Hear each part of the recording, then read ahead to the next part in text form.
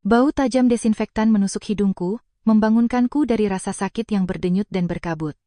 Putih dingin khas ruang rawat inap rumah sakit. Aku mengedarkan pandangan, dan perasaan hampa yang sudah sangat kukenal itu kembali membanjiri, meremas dadaku. Ini adalah ketiga kalinya dalam 4 tahun pernikahan kami. Aku terbaring di tempat ini. Ketiga kalinya aku kehilangan bayi yang bahkan belum sempat membentuk wujud aslinya. Rasa sakit fisik di perut bagian bawah tidak ada apa-apanya dibandingkan dengan rasa sakit yang mencabik-cabik jiwaku. Di samping ranjang, ibu mertuaku, Ibu Ratna, sedang mengupas apel dengan teliti. Ketika melihatku siuman, ia buru-buru meletakkan pisaunya, dan suaranya terdengar merintih. Ia berkata, "Kamu sudah bangun, Kartika, bagaimana perasaanmu? Ibu sudah masak kaldu ayam kampung. Ibu bawakan ke sini. Makanlah sedikit supaya kamu bertenaga." Aku mengangguk pelan, merasakan tenggorokanku yang kering. Aku menatap wanita yang selalu ada di sisiku setiap kali kemalangan menimpaku ini. Selama 4 tahun, ia selalu mengulang-ulang bahwa aku sudah seperti putri kandungnya sendiri, tetapi cara ia menatapku saat ini adalah campuran antara rasa kasihan dan seolah-olah sebuah teguran. Ia menghela napas.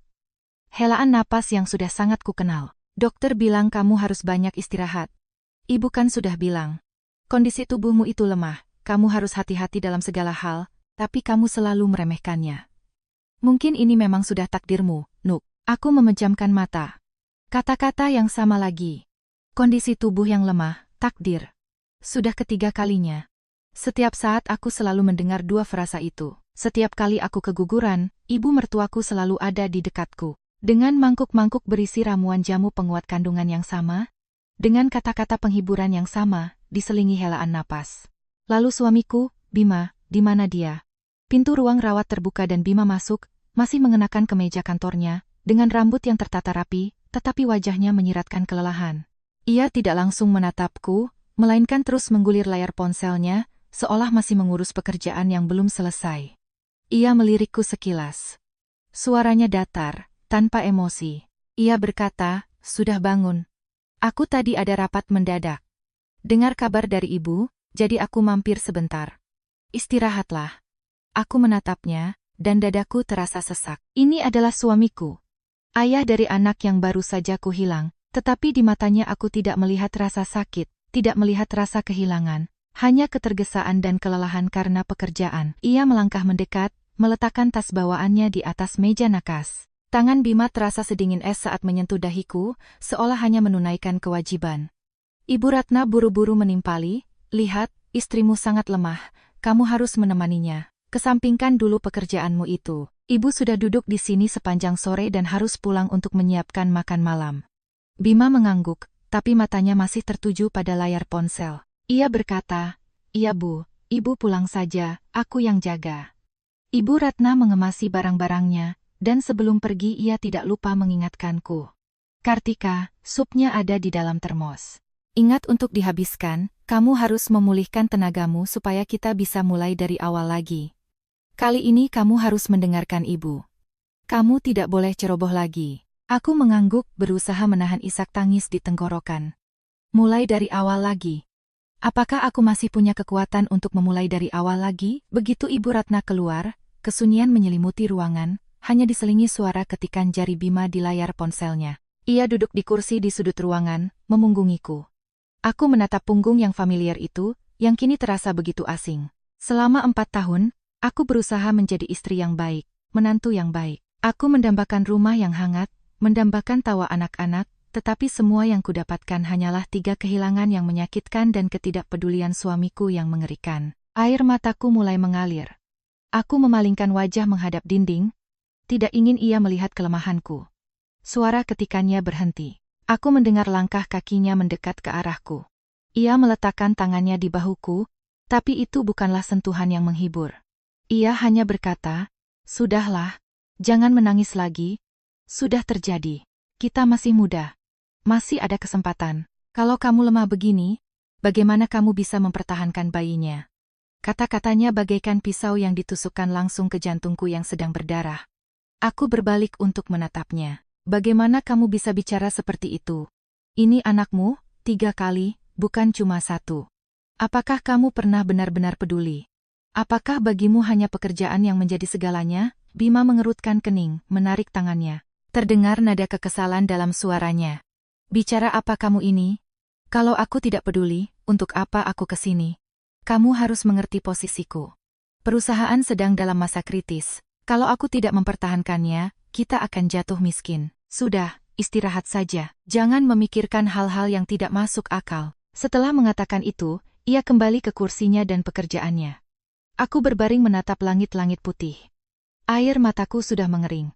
Aku merasakan kesepian yang tak terbatas, rasa dingin yang lebih pekat dari udara di ruangan ini. 3 anak yang hilang mungkin tidak semengerikan kesadaran bahwa suami yang berbagi ranjang denganku ternyata begitu tidak punya hati. Aku tahu ada sesuatu yang tidak beres, sesuatu yang tidak bisa kujelaskan. 2 bulan berlalu sejak aku keluar dari rumah sakit. Luka di tubuhku telah sembuh, namun luka di hatiku masih bernanah. Aku berusaha bangkit, kembali bekerja. Bima sepertinya juga merasa bersalah.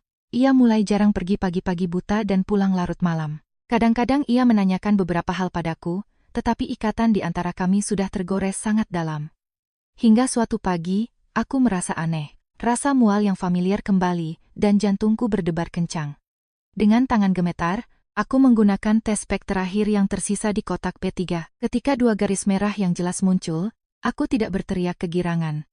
Alih-alih, aku terduduk di lantai kamar mandi yang dingin, dan dadaku dicengkeram ketakutan. Aku hamil lagi, untuk keempat kalinya. Ketakutan itu lebih besar daripada kebahagiaan. Aku menatap tes pack itu, dan kenangan 3 kali kehamilan sebelumnya kembali seperti mimpi buruk. Aku teringat sebuah pola yang mengerikan. Pertama kali aku hamil, Ibu Ratna langsung pindah ke rumah kami, mengatakan bahwa ia ingin merawatku. Setiap hari ia merebus jamu herbal, mengatakan bahwa itu untuk menguatkan janin. Tetapi kehamilanku hanya bertahan sedikit lebih dari 2 bulan. Saat itu, Bima tiba-tiba harus pergi keluar kota untuk urusan bisnis. Kali kedua polanya identik. Baru saja aku menyampaikan kabar itu, Ibu Ratna sudah berdiri di depan pintu membawa koper. Kali ini ia membawa rebusan biji teratai dan kurma merah. Katanya untuk mendinginkan tubuh menantunya. Dan lagi-lagi aku kehilangan bayiku saat usia kehamilan belum genap 3 bulan. Saat itu, Bima juga kebetulan harus menemui klien bisnis penting di luar kota dan tidak sempat pulang. Lalu yang ketiga kalinya, yang baru saja kualami. Ibu Ratna juga ada di sisiku dengan mangkuk-mangkuk rebusan jamu yang sama, dan Bima sedang ada rapat mendadak. 3 kehamilan, 3 kali Ibu Ratna merawatku, 3 kali Bima tidak hadir di momen paling krusial, dan 3 kali aku kehilangan bayiku. Kebetulan ini membuatku merinding. Apakah ini bukan karena kondisi tubuhku yang lemah, seperti yang selalu ia katakan? Apakah ini ada hubungannya dengan jamu-jamu herbal itu?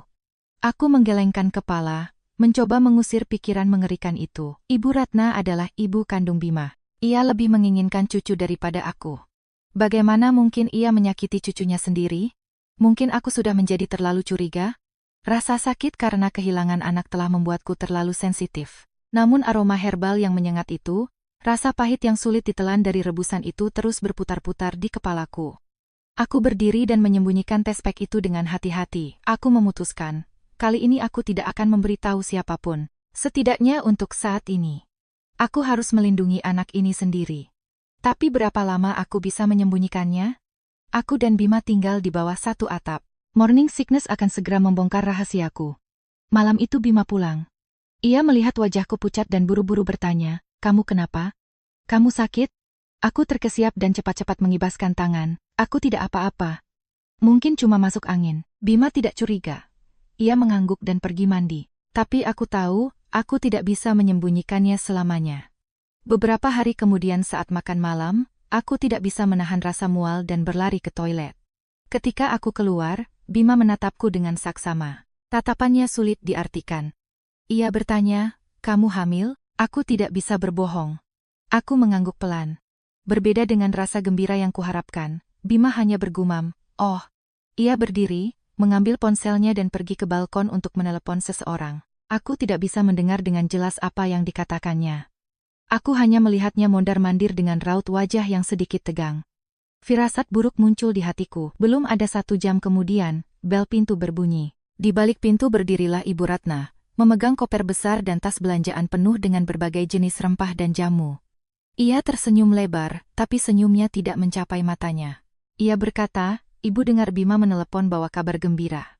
Ibu akan pindah untuk tinggal bersama kalian." Kali ini kita harus ekstra hati-hati. Ibu pribadi yang akan merawatmu 24 jam sehari. Aku berdiri mematung di ambang pintu, seluruh tubuhku membeku. Pola itu dimulai lagi. Dia datang lagi. Aku menatap Bima, dan ia menghindari kontak mataku, hanya berkata, "Baguslah kalau ibu tinggal sama kita. Istirahatlah malam ini, seperti naskah lama yang diulang." Ibu Ratna membawakan mangkuk berisi ramuan jamu yang masih mengepul, dan bau tajamnya menusuk hidungku. "Minum ini untuk menjaga kandunganmu." Ibu menjaga apinya sepanjang sore. Kali ini pasti berhasil. Aku menatap cairan hitam kental itu. Dan tanganku yang memegang sendok gemetar. Apa yang harus kulakukan? Minum atau tidak? Kalau tidak kuminum, dia akan curiga. Tapi kalau kuminum, dan ternyata kecurigaanku benar, maka aku akan kehilangan bayiku lagi. Aku sudah tidak sanggup menanggungnya. Aku menatap mangkuk ramuan hitam yang mengepul yang baru saja diletakkan Ibu Ratna di atas meja. Bau tajam rempah-rempah langsung menyerbu hidungku. Aku sudah terlalu akrab dengan aroma dan rasanya. Dulu itu adalah aroma harapan, tapi juga aroma kehilangan. Dan sekarang, itu adalah aroma ketakutan. Ibu Ratna mendesakku. Suaranya masih datar. "Minum selagi hangat." Kali ini ibu sangat hati-hati merebusnya. "Ini rempah-rempah terbaik untuk penguat kandungan. Kalau kamu minum, janinnya akan langsung menempel kuat." Bima yang baru keluar dari ruang kerjanya, melirikku dan berkata, "Cobalah diminum. Ibu sudah susah payah. Kalau mau punya anak, memang harus sedikit berkorban. Jangan banyak mengeluh." Aku menggenggam sendok itu erat-erat. Tanganku sedingin es. Aku tidak boleh meminumnya. Aku tidak berani mengambil risiko dengan anak keempat ini. Aku menarik napas dalam-dalam, mendongak menatap ibu mertuaku, dan memaksakan senyum lemah. "Bu, aku mual sekali. Akhir-akhir ini mencium bau aneh sedikit saja membuatku ingin muntah. Mungkin ibu bisa meletakkannya di situ dulu, nanti kalau sudah agak dingin akan kuminum." Ibu Ratna sedikit mengernyit, tidak senang. Ia bergumam pelan. "Ya ampun, semua orang hamil juga mual. Tapi jamu penguat itu harus diminum. Kalau tidak diminum, bagaimana kamu bisa mempertahankan bayinya? Pantas saja kamu lemah." Ia ingin menambahkan sesuatu, tapi kemudian menghela napas. "Ya sudah, biarkan saja, tapi ingat harus dihabiskan." Ibu tidak mau memaksa lagi. Dia bilang tidak memaksa, tetapi tatapannya tetap terpaku pada mangkuk jamu itu. Aku tahu aku tidak bisa terus-menerus menundanya. Begitu Ibu Ratna dan Bima pergi ke kamar mereka, dengan diam-diam aku mengambil mangkuk itu dan berjalan ke toilet. Aku menatap cairan hitam kental itu, memejamkan mata, lalu membuangnya ke dalam kloset dan menyiramnya. Suara pusaran air itu seperti ketakutanku sendiri yang menelanku, tapi aku tahu ini hanya solusi sementara. Besok, lusa, dia akan memasak mangkuk jamu yang lain lagi. Aku tidak bisa selamanya hidup pasif seperti ini. Aku harus melakukan sesuatu. Tiba-tiba aku teringat Siska, sahabat baikku semasa kuliah. Siska sekarang adalah seorang dokter kandungan yang cukup dikenal. Ia baru saja membuka klinik pribadinya di kecamatan sebelah. Klinik pribadi akan lebih baik, semua informasiku akan dirahasiakan, tidak akan masuk ke sistem kesehatan umum. Keesokan paginya, aku berbohong kepada Ibu Ratna bahwa aku ingin pergi ke masjid untuk berdoa demi keselamatan anak ini. Ia mengangguk puas. Ia bahkan memberiku sedikit uang kecil untuk dimasukkan ke kotak amal. Aku buru-buru menyetop taksi dan pergi ke klinik Siska. Ruangannya kecil, tapi bersih dan nyaman, sangat berbeda dengan suasana dingin rumah sakit. Melihatku, Siska sangat senang. Ia berseru, "Kartika, sudah lama kita tidak bertemu. Kamu datang untuk cek kehamilan? Selamat ya." Namun ketika ia melihat wajahku yang pucat dan ketakutan, senyum Siska memudar. Ia menarikku ke ruang periksa dan mengunci pintu. "Ada apa, Kartika? Kamu tidak terlihat seperti orang yang sedang bahagia. Ada yang tidak beres?" Hanya itu yang kutunggu, semua ketakutan, semua dendam yang kupendam meledak. Aku meraih tangan Siska dan menangis terseduh-seduh. Aku menceritakan segalanya padanya. Tentang 4 tahun pernikahan, tentang 3 kali keguguran tanpa sebab yang jelas, tentang kebetulan-kebetulan yang mengerikan. Saat ibu mertua datang untuk merawatku dan tentang ramuan jamu aneh itu. Siska mendengarkan, dan wajahnya berubah serius. Ia tidak mengatakan apa-apa, langsung menyuruhku berbaring di ranjang USG. Ia dengan hati-hati menggerakkan probe di perutku. Di layar monitor, muncul sebuah titik kecil, dan suara detak jantung janin yang teratur memenuhi ruangan yang hening itu. Siska memutar monitor ke arahku. Suaranya tegas. "Kartika, lihatlah, jantungnya berdetak sangat kuat. Embrio ini menempel kuat di dinding rahim. bayimu sangat sehat. Luar biasa sehat, aku mematung. Sehat, lalu kenapa 3 kali sebelumnya aku keguguran? Kata-kata Siska bagaikan pukulan godam, membenarkan kecurigaanku yang paling mengerikan. Jika ini bukan salahku, maka pasti ada campur tangan dari luar. Melihatku gemetar, Siska mematikan alat USG dan membantuku duduk. Ia berkata, aku mengerti perasaanmu. Sekarang begini, kita tidak bisa mengambil kesimpulan gegabah. Tapi kita harus melindungimu dan bayimu dulu. Bagaimana kalau begini? Aku akan membuatkanmu rekam medis palsu.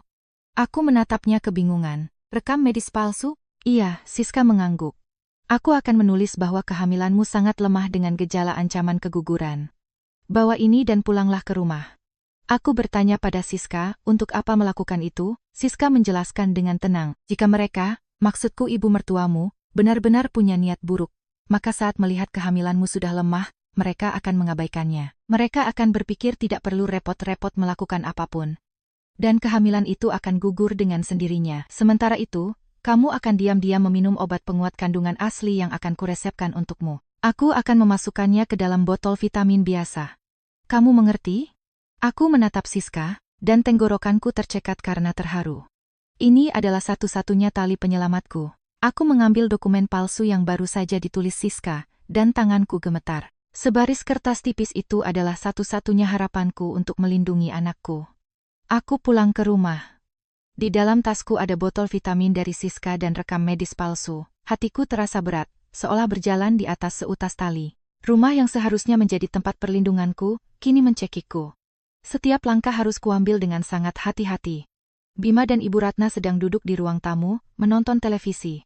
Ketika melihatku, Ibu Ratna menatapku. Kok lama sekali di masjidnya, dan kamu terlihat lebih pucat lagi. Aku menarik napas dalam-dalam, mengumpulkan seluruh keberanianku dan mengeluarkan kertas itu. Aku memaksakan suara yang gemetar dan ketakutan. Bu, Bima, perasaanku tadi kurang enak, jadi aku mampir ke klinik temanku. Dokter bilang kehamilanku sangat lemah. Ada ancaman keguguran. Bima, yang sedang melihat ponselnya, mendongak. Ia hanya melirik kertas itu sekilas lalu mengerutkan kening. Ia membentak. Sudah kubilang, kamu itu lemah, makanya minum obatnya. Kamu ini selalu saja bikin masalah. Kalau kamu lemah begini, diam saja di rumah, tidak usah keluyuran. Ketidakpedulian dalam kata-katanya melukai hatiku, tapi aku sudah tidak punya tenaga lagi untuk memedulikannya. Berbeda dengan Bima, reaksi Ibu Ratna sungguh berbeda. Ia merebut kertas itu dari tanganku.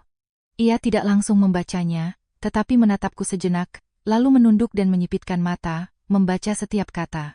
Ketika pandangannya berhenti pada kata-kata ancaman keguguran, aku melihat dengan jelas tangannya sedikit menegang. Dan dalam sepersekian detik, aku bersumpah melihat kilatan aneh di matanya.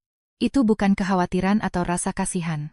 Itu semacam kepuasan, seolah-olah perhitungannya terbukti benar. Namun kilatan itu menghilang secepat ia datang. Ibu Ratna langsung mendongak, dan wajahnya kembali ke ekspresi sedih yang sudah familiar. Ia menghela napas panjang. Nah kan, Ibu sudah bilang tubuhmu itu lemah. Ibu sudah tahu dari awal, kalau sudah lemah begini, bagaimana mempertahankannya? Kasihan sekali anakku. Ibu tidak tahu dosa apa yang kamu perbuat di kehidupan sebelumnya, sampai-sampai di kehidupan ini kamu kesulitan punya keturunan. Ia mengatakannya dengan nada penuh simpati, tapi aku merasakan hawa dingin merayap di punggungku. Tampaknya ia benar-benar mempercayai rekam medis palsu itu. Ia percaya bahwa kehamilan ini tidak lagi membutuhkan perawatan khususnya, dan akan gugur dengan sendirinya. Sesuai dengan prediksi Siska, makan malam hari itu berlangsung dalam keheningan. Ibu Ratna tidak lagi menyinggung soal jamu, ia hanya diam mengambilkan makanan untukku, tapi bukan hidangan yang bergizi. Alih-alih, ia memberiku semangkuk bubur beras putih yang encer. Ia berkata, dokter bilang kehamilanmu lemah, terancam keguguran, jadi kamu tidak boleh makan sembarangan. Jamu juga harus dihentikan dulu, karena bisa bentrok dengan obat dari dokter. Makan saja bubur ini dulu, ini aman di perut. Aku berbisik, iya. Aku menundukkan kepala di atas mangkuk. Rasa bubur itu hambar, tapi jauh lebih mudah ditelan daripada rebusan jamu apapun. Rencana Siska berhasil di tahap pertama. Ibu mertuaku berhenti bertindak. Ia menunggu sampai kehamilanku yang lemah ini gugur dengan sendirinya, seperti yang diinginkannya. Malam itu, berbaring di sebelah Bima, aku pura-pura tidur nyenyak, tapi sebenarnya aku terjaga. Aku merasakan Bima bergerak. Ia diam-diam mengambil ponselnya dan keluar ke balkon. Aku membuka mata sedikit dan menatap punggungnya. Ia berbicara sangat pelan, tapi aku bisa mendengar samar-samar. Sangat lemah. Diancam keguguran. Kayaknya tidak akan bertahan. Iya, ibu juga bilang begitu. Kita lihat saja nanti. Dengan siapa ia berbicara? Kepada siapa ia melaporkan kondisiku? Hatiku mencelos. Aku menyadari bahwa di rumah ini, aku sendirian. Aku menjalani kehidupan ganda.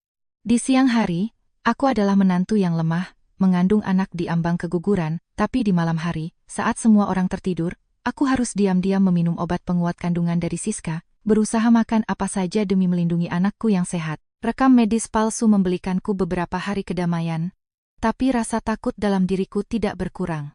Ibu Ratna memang berhenti merebus jamu, tapi ia mengelilingiku layaknya hantu. Tatapannya saat melihatku, melihat perut datarku, penuh dengan pengawasan dan antisipasi. Ia menunggu aku membawa kabar buruk. Kedamaian ini terlalu rapuh. Aku tahu aku tidak bisa terus bertahan secara pasif. Siska membantuku mempertahankan bayi ini, tapi aku harus tahu kebenarannya. Kenapa ibu mertuaku melakukan ini? Dan Bima, apakah ia tahu tentang ini? Aku butuh bukti yang tak terbantahkan untuk membongkar kedok mereka. Keesokan paginya, aku menggunakan trik lama itu lagi. Aku berkata dengan suara lemah kepada Ibu Ratna, "Bu, perasaanku gelisah sekali. Aku ingin pergi ke masjid sebentar, berdoa. Memohon perlindungan kepada Allah untuk anak ini, supaya meskipun lemah, dia bisa bertahan selama mungkin." Mendengar kata berdoa, Ibu Ratna langsung setuju. Ia berkata, "Iya. Pergilah. Itu akan menenangkan jiwamu. Siapa tahu ada keajaiban. Hati-hati di jalan, jangan sampai tersandung." Ia tampak sangat puas karena aku masih percaya pada takdir dan hal-hal spiritual, tapi aku tidak pergi ke masjid. Begitu keluar dari kompleks perumahan, aku menyetop taksi dan langsung menuju ke pusat perbelanjaan elektronik ternama. Sebelumnya aku sudah mencari informasi dengan saksama di internet. Aku butuh kamera tersembunyi, jenis yang paling kecil. Aku menggunakan tabungan terakhirku, uang yang sudah lama kusembunyikan dari Bima untuk keadaan darurat. Aku membeli 2 buah kamera super kecil bertenaga baterai yang bisa dilihat langsung lewat ponsel. Aku pulang ke rumah sebelum jam makan siang. Aku menyembunyikan kedua kotak kecil itu di dalam tasku dengan hati-hati, sementara jantungku berdebar tak karuan. Perasaan tegang dan takut membuat tanganku basah oleh keringat.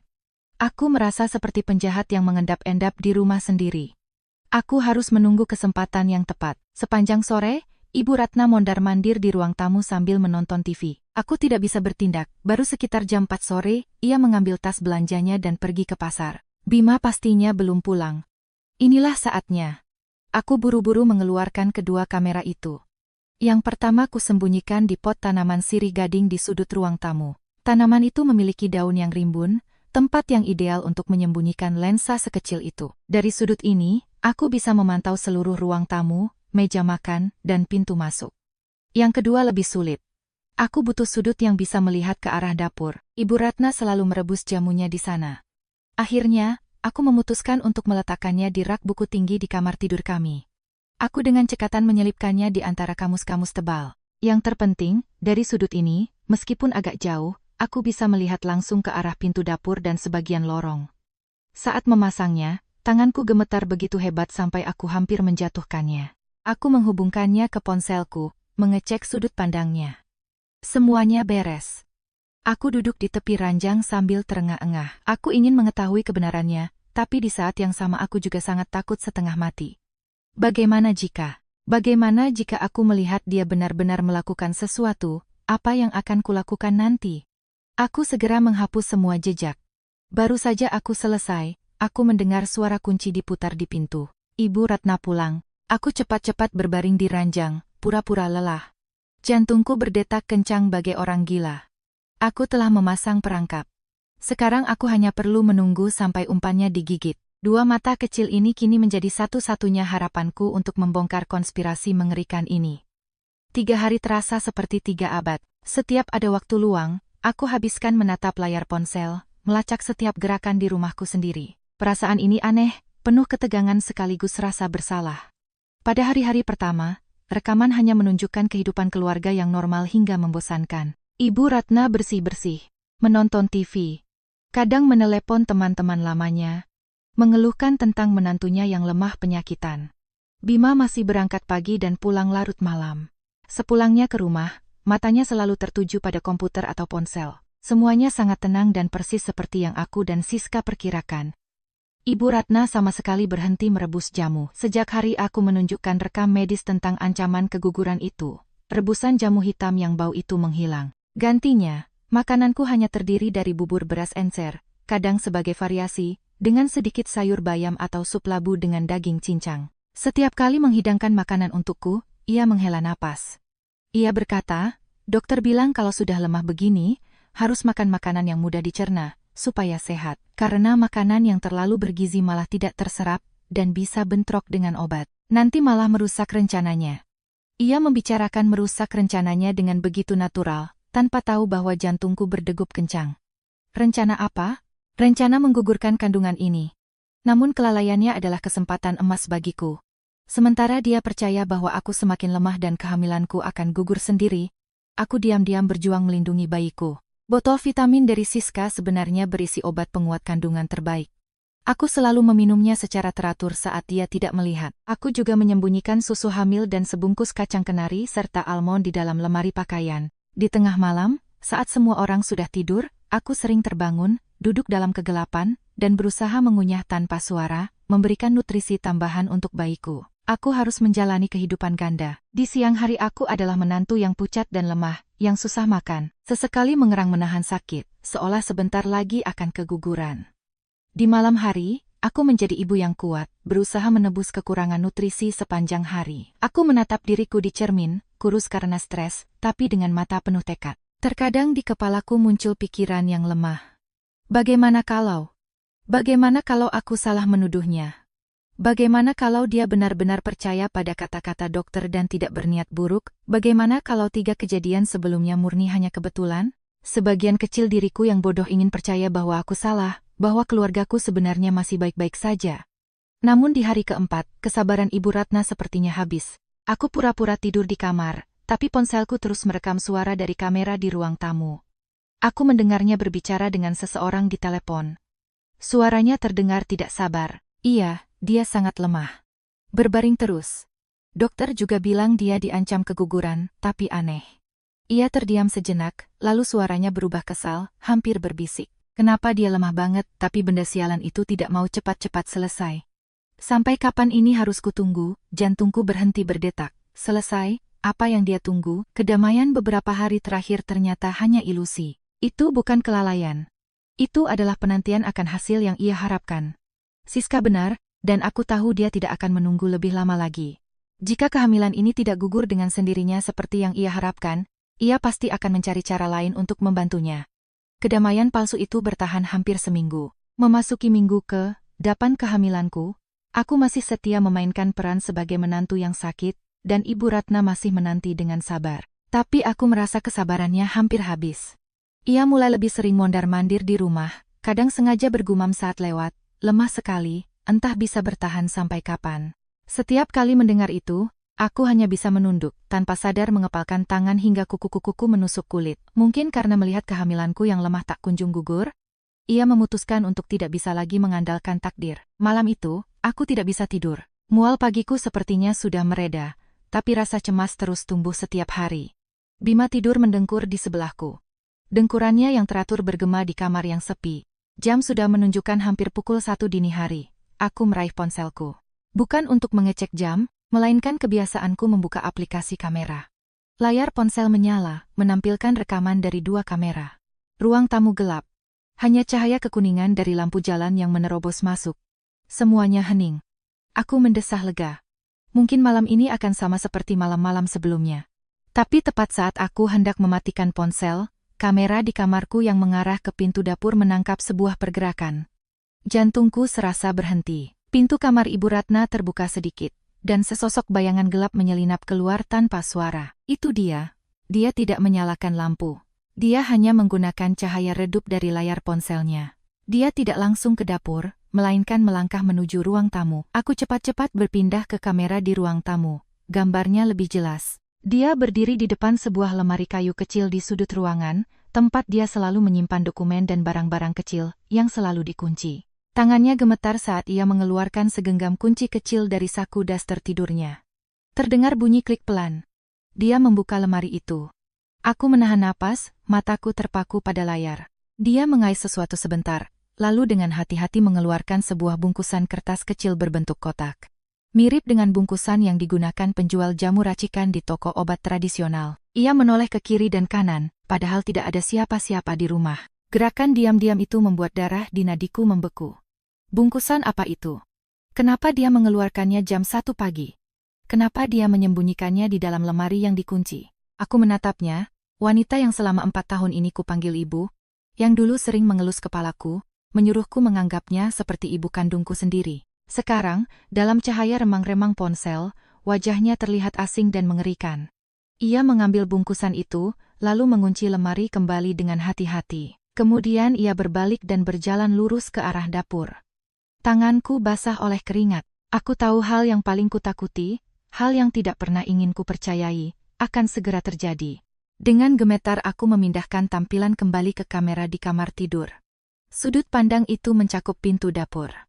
Cahaya senter dari ponselnya melintas, lalu dia menyalakan lampu kuning redup di atas kompor. Aku melihatnya mendekati sebuah panci keramik. Itu adalah panci berisi sop ayam kampung. Ia sudah merebusnya sejak sore, mengatakan itu untuk sarapan besok supaya aku kembali bertenaga. Hatiku seolah diremas sekuat tenaga. Aku sangat hafal dengan skenario ini. Ia mengangkat tutup panci, lalu perlahan membuka bungkusan kertas itu. Di dalamnya bukan rempah-rempah berwarna kokelat, melainkan bubuk putih halus. Di bawah cahaya kuning, aku bisa melihat dengan jelas saat ia memiringkan bungkusan itu, dan dengan hati-hati menuangkan bubuk putih itu ke dalam panci sop. Ia tidak menuangkan semuanya sekaligus, tapi perlahan-lahan, sedikit demi sedikit, seolah menakar dosis yang tepat. Aku ingin berteriak, aku ingin lari dari kamar, menumpahkan panci itu, tapi aku tidak bisa bergerak. Air mata panas mulai mengalir, bukan karena sedih, tapi karena kengerian yang luar biasa. 3 kali keguguran, mangkuk-mangkuk jamu penguat, kata-kata penghiburan, kondisi tubuh yang lemah. Semuanya berputar-putar di kepalaku. Jadi ini alasannya, ini kebenarannya. Bukan karena aku, bukan karena takdir, tapi karena dia. Aku menatapnya. Aku tidak bisa lagi memanggilnya ibu. Aku hanya melihat sosok iblis yang kejam. Dia mengambil sendok besar dan dengan sangat teliti, sangat lambat, mengaduk sop itu, memastikan bubuknya larut sempurna. Setelah selesai, ia mencuci sendok itu dengan saksama, mengelapnya hingga kering, dan meletakkannya kembali. Ia menutup pancinya kembali. Kertas bungkus kosong itu ia remas menjadi bola, tapi tidak dibuang ke tempat sampah dapur. Ia memasukkannya ke dalam saku dasternya, mungkin untuk dibuang ke tempat lain nanti.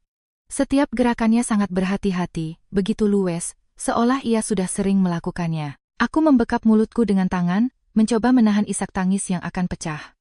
Aku tinggal satu atap dengan seseorang yang mencoba membunuh anakku. Ketiga anakku bukan karena tidak bisa dipertahankan. Mereka dibunuh oleh nenek kandung mereka sendiri. Ia mematikan lampu dapur. Hanya menyisakan cahaya remang dari ponselnya. Ia keluar dari dapur, tapi tidak langsung kembali ke kamarnya. Aku melihatnya mengeluarkan ponselnya, memutar sebuah nomor. Jantungku kembali mencelos. Siapa yang ia telepon jam segini? Suaranya, meskipun sangat pelan, terdengar jelas dalam keheningan malam. Halo, nak, hatiku hancur. Suara Bima, suamiku, kenapa dia mengangkat telepon jam segini? Ibu Ratna terus bicara. Iya, sudah ibu lakukan. Apa yang dia lakukan? Apakah tentang supnya? Aku gemetar. Ia mendengarkan sejenak, lalu suaranya terdengar kesal sekaligus penuh kemenangan. Kali ini pasti berhasil. Ibu sudah menaikkan dosisnya. Akhir-akhir ini dia pura-pura lemah, tapi ibu lihat tidak terjadi apa-apa. Ibu sudah habis kesabaran, pura-pura lemah. Aku membeku. Ia melanjutkan. Surat keterangan ancaman keguguran dari dokternya itu paling juga palsu, tapi ya sudahlah. Sekarang kita akan bantu dia supaya benar-benar gugur. Kamu bersiaplah urus perceraiannya. Siapkan tempat untuk Nadia. Nama Nadia terdengar seperti petir di siang bolong. Nadia, mantan kekasih Bima sewaktu kuliah, yang selalu ia sebut hanya sebagai kenangan masa lalu, hanya teman. Aku tidak percaya pada telingaku sendiri, dalam hal ini dia tidak sendirian. Ada juga Bima, suamiku. Dia tahu semuanya. Perjalanan bisnis mendadak setiap kali aku keguguran. Ketidakpeduliannya yang dingin. Kata-katanya aku ada rapat penting di rumah sakit. Semua itu bukan kebetulan. Itu semua adalah sandiwara yang sudah direncanakan. Dia dan ibunya merencanakannya bersama-sama. Mereka tidak ingin sekadar menceraikanku. Mereka ingin aku pergi dengan alasan tidak bisa memiliki anak. Mereka membunuh ketiga anakku, dan anak keempat ini akan menjadi korban berikutnya hanya agar dia bisa menceraikanku secara sah dan kembali ke mantan kekasihnya. Ponsel terlepas dari tanganku, jatuh ke kasur yang empuk. Aku sudah tidak punya tenaga untuk memegangnya. Aku tersungkur di bantal, menggigit ujungnya agar tidak menangis keras-keras. Aku menangis bukan karena sakit hati, tapi karena kebencian. Air mataku terasa sedingin es. Aku menikahi iblis dan tinggal bersama penyihir. Selama 4 tahun aku hidup dalam sandiwara yang mereka sutradarai. Aku menatap Bima, ia masih tidur mendengkur. Dengkurannya terdengar seolah ia sama sekali tidak menyadari kejahatan keji yang baru saja dilakukan olehnya dan ibunya. Nama Nadia dan kata cerai terus terngiang di kepalaku. Tapi kenapa Nadia? Hanya karena cinta lama bersemi kembali? Ataukah ada alasan lain? Ingatan samar tentang perusahaan Bima tiba-tiba melintas di kepalaku. Kejutan awal perlahan memudar, digantikan oleh kesadaran yang dingin dan mengerikan. Aku tidak bisa tidur lagi. Aku berbaring diam dalam kegelapan, menatap langit-langit dan mulai menyatukan fakta-faktanya. Nadia, aku ingat dia, anak perempuan dari keluarga kaya. Ayahnya adalah direktur utama perusahaan properti raksasa. Mereka adalah hiu di dunia bisnis, sedangkan Bima hanya memiliki perusahaan kontraktor kecil yang dirintisnya sendiri. Aku mulai teringat bahwa selama sekitar setengah tahun terakhir, Bima sering terlihat stres. Ia berbicara tentang perusahaan, tentang tekanan. Aku selalu mengira itu tekanan pekerjaan normal, tetapi aku juga ingat beberapa kali tidak sengaja mendengar percakapan teleponnya dengan nada suara yang sangat keras. Ia meneriaki seseorang tentang utang dan ancaman kebangkrutan. Saat aku bertanya, ia selalu mengelak. Ia bilang, itu urusan laki-laki. Kamu tahu apa? Urus saja rumah. Sekarang semuanya jelas benderang. Perusahaan kontraktor Bima berada di ambang kebangkrutan. Ia butuh penyelamat. Nadia, atau lebih tepatnya perusahaan ayahnya, adalah satu-satunya pelampung penyelamatnya. Tapi bagaimana cara mendapatkan pelampung itu? Dia sudah beristri. Keluarga Nadia tidak akan setuju menikahkan putri mereka dengan seorang duda, apalagi yang nyaris bangkrut. Kecuali pria itu adalah korban yang malang. Suami yang baik, setia pada keluarga, tapi bernasib buruk karena memiliki istri yang mandul. Aku tertawa, tawa kering dan sinis. Aku menyadari bahwa konspirasi mereka jauh lebih menjijikkan dari yang kukira. Mereka tidak hanya ingin bercerai agar Bima bisa menikahi Nadia. Mereka butuh aku pergi dengan cap sebagai wanita mandul. 3 keguguran sebelumnya bukan kegagalan, melainkan 3 langkah sukses dalam rencana mereka yang dengan sabar menciptakan riwayat medis yang sempurna untukku. Dan yang keempat ini, kehamilan yang mereka kira sudah terancam, akan menjadi pelengkapnya. Bima akan memiliki alasan yang cukup untuk menceraikanku. Ia akan tampil di depan keluarga Nadia sebagai pria malang yang sudah melakukan segalanya, tetapi tidak bisa punya keturunan dari mantan istrinya. Dan aku akan kehilangan bayiku, suamiku, keluargaku. Dan pergi dengan hinaan sebagai wanita yang tidak bisa memberikan anak. Amarah bergejolak di dalam dadaku. Mereka tidak hanya membunuh anak-anakku. Mereka ingin menginjak-injak harga diriku. Mereka ingin menjadikanku batu loncatan demi karier Bima, untuk menyelamatkan bisnisnya. Aku mengepalkan tangan. Aku tidak akan membiarkan mereka lolos. Aku tidak hanya akan menyelamatkan anak keempat ini, tapi aku akan mencari keadilan untuk ketiga anakku yang telah hilang. Aku perlahan duduk. Fajar sudah hampir menyingsing. Aku harus bertindak. Dengan tangan gemetar aku meraih ponselku. Aku menyimpan rekaman malam ini di 3 tempat berbeda. 1 salinan di ponsel, 1 di cloud, dan 1 lagi kukirim ke alamat email kadanganku. Selanjutnya, aku butuh bukti fisik, sop ayam itu. Aku harus mengambil sampelnya. Aku harus membawanya ke Siska. Semalaman aku tidak tidur, berbaring diam seperti patung di sebelah pria yang kini kuanggap musuh. Aku tidak menangis, air mataku sudah mengering. Yang tersisa hanyalah kebencian dan kesadaran yang sedingin es. Aku sudah tahu kebenarannya. Sekarang aku butuh bukti fisiknya. Aku butuh panci sop yang ada di dapur itu. Begitu fajar menyingsing, aku mendengar Ibu Ratna bangun.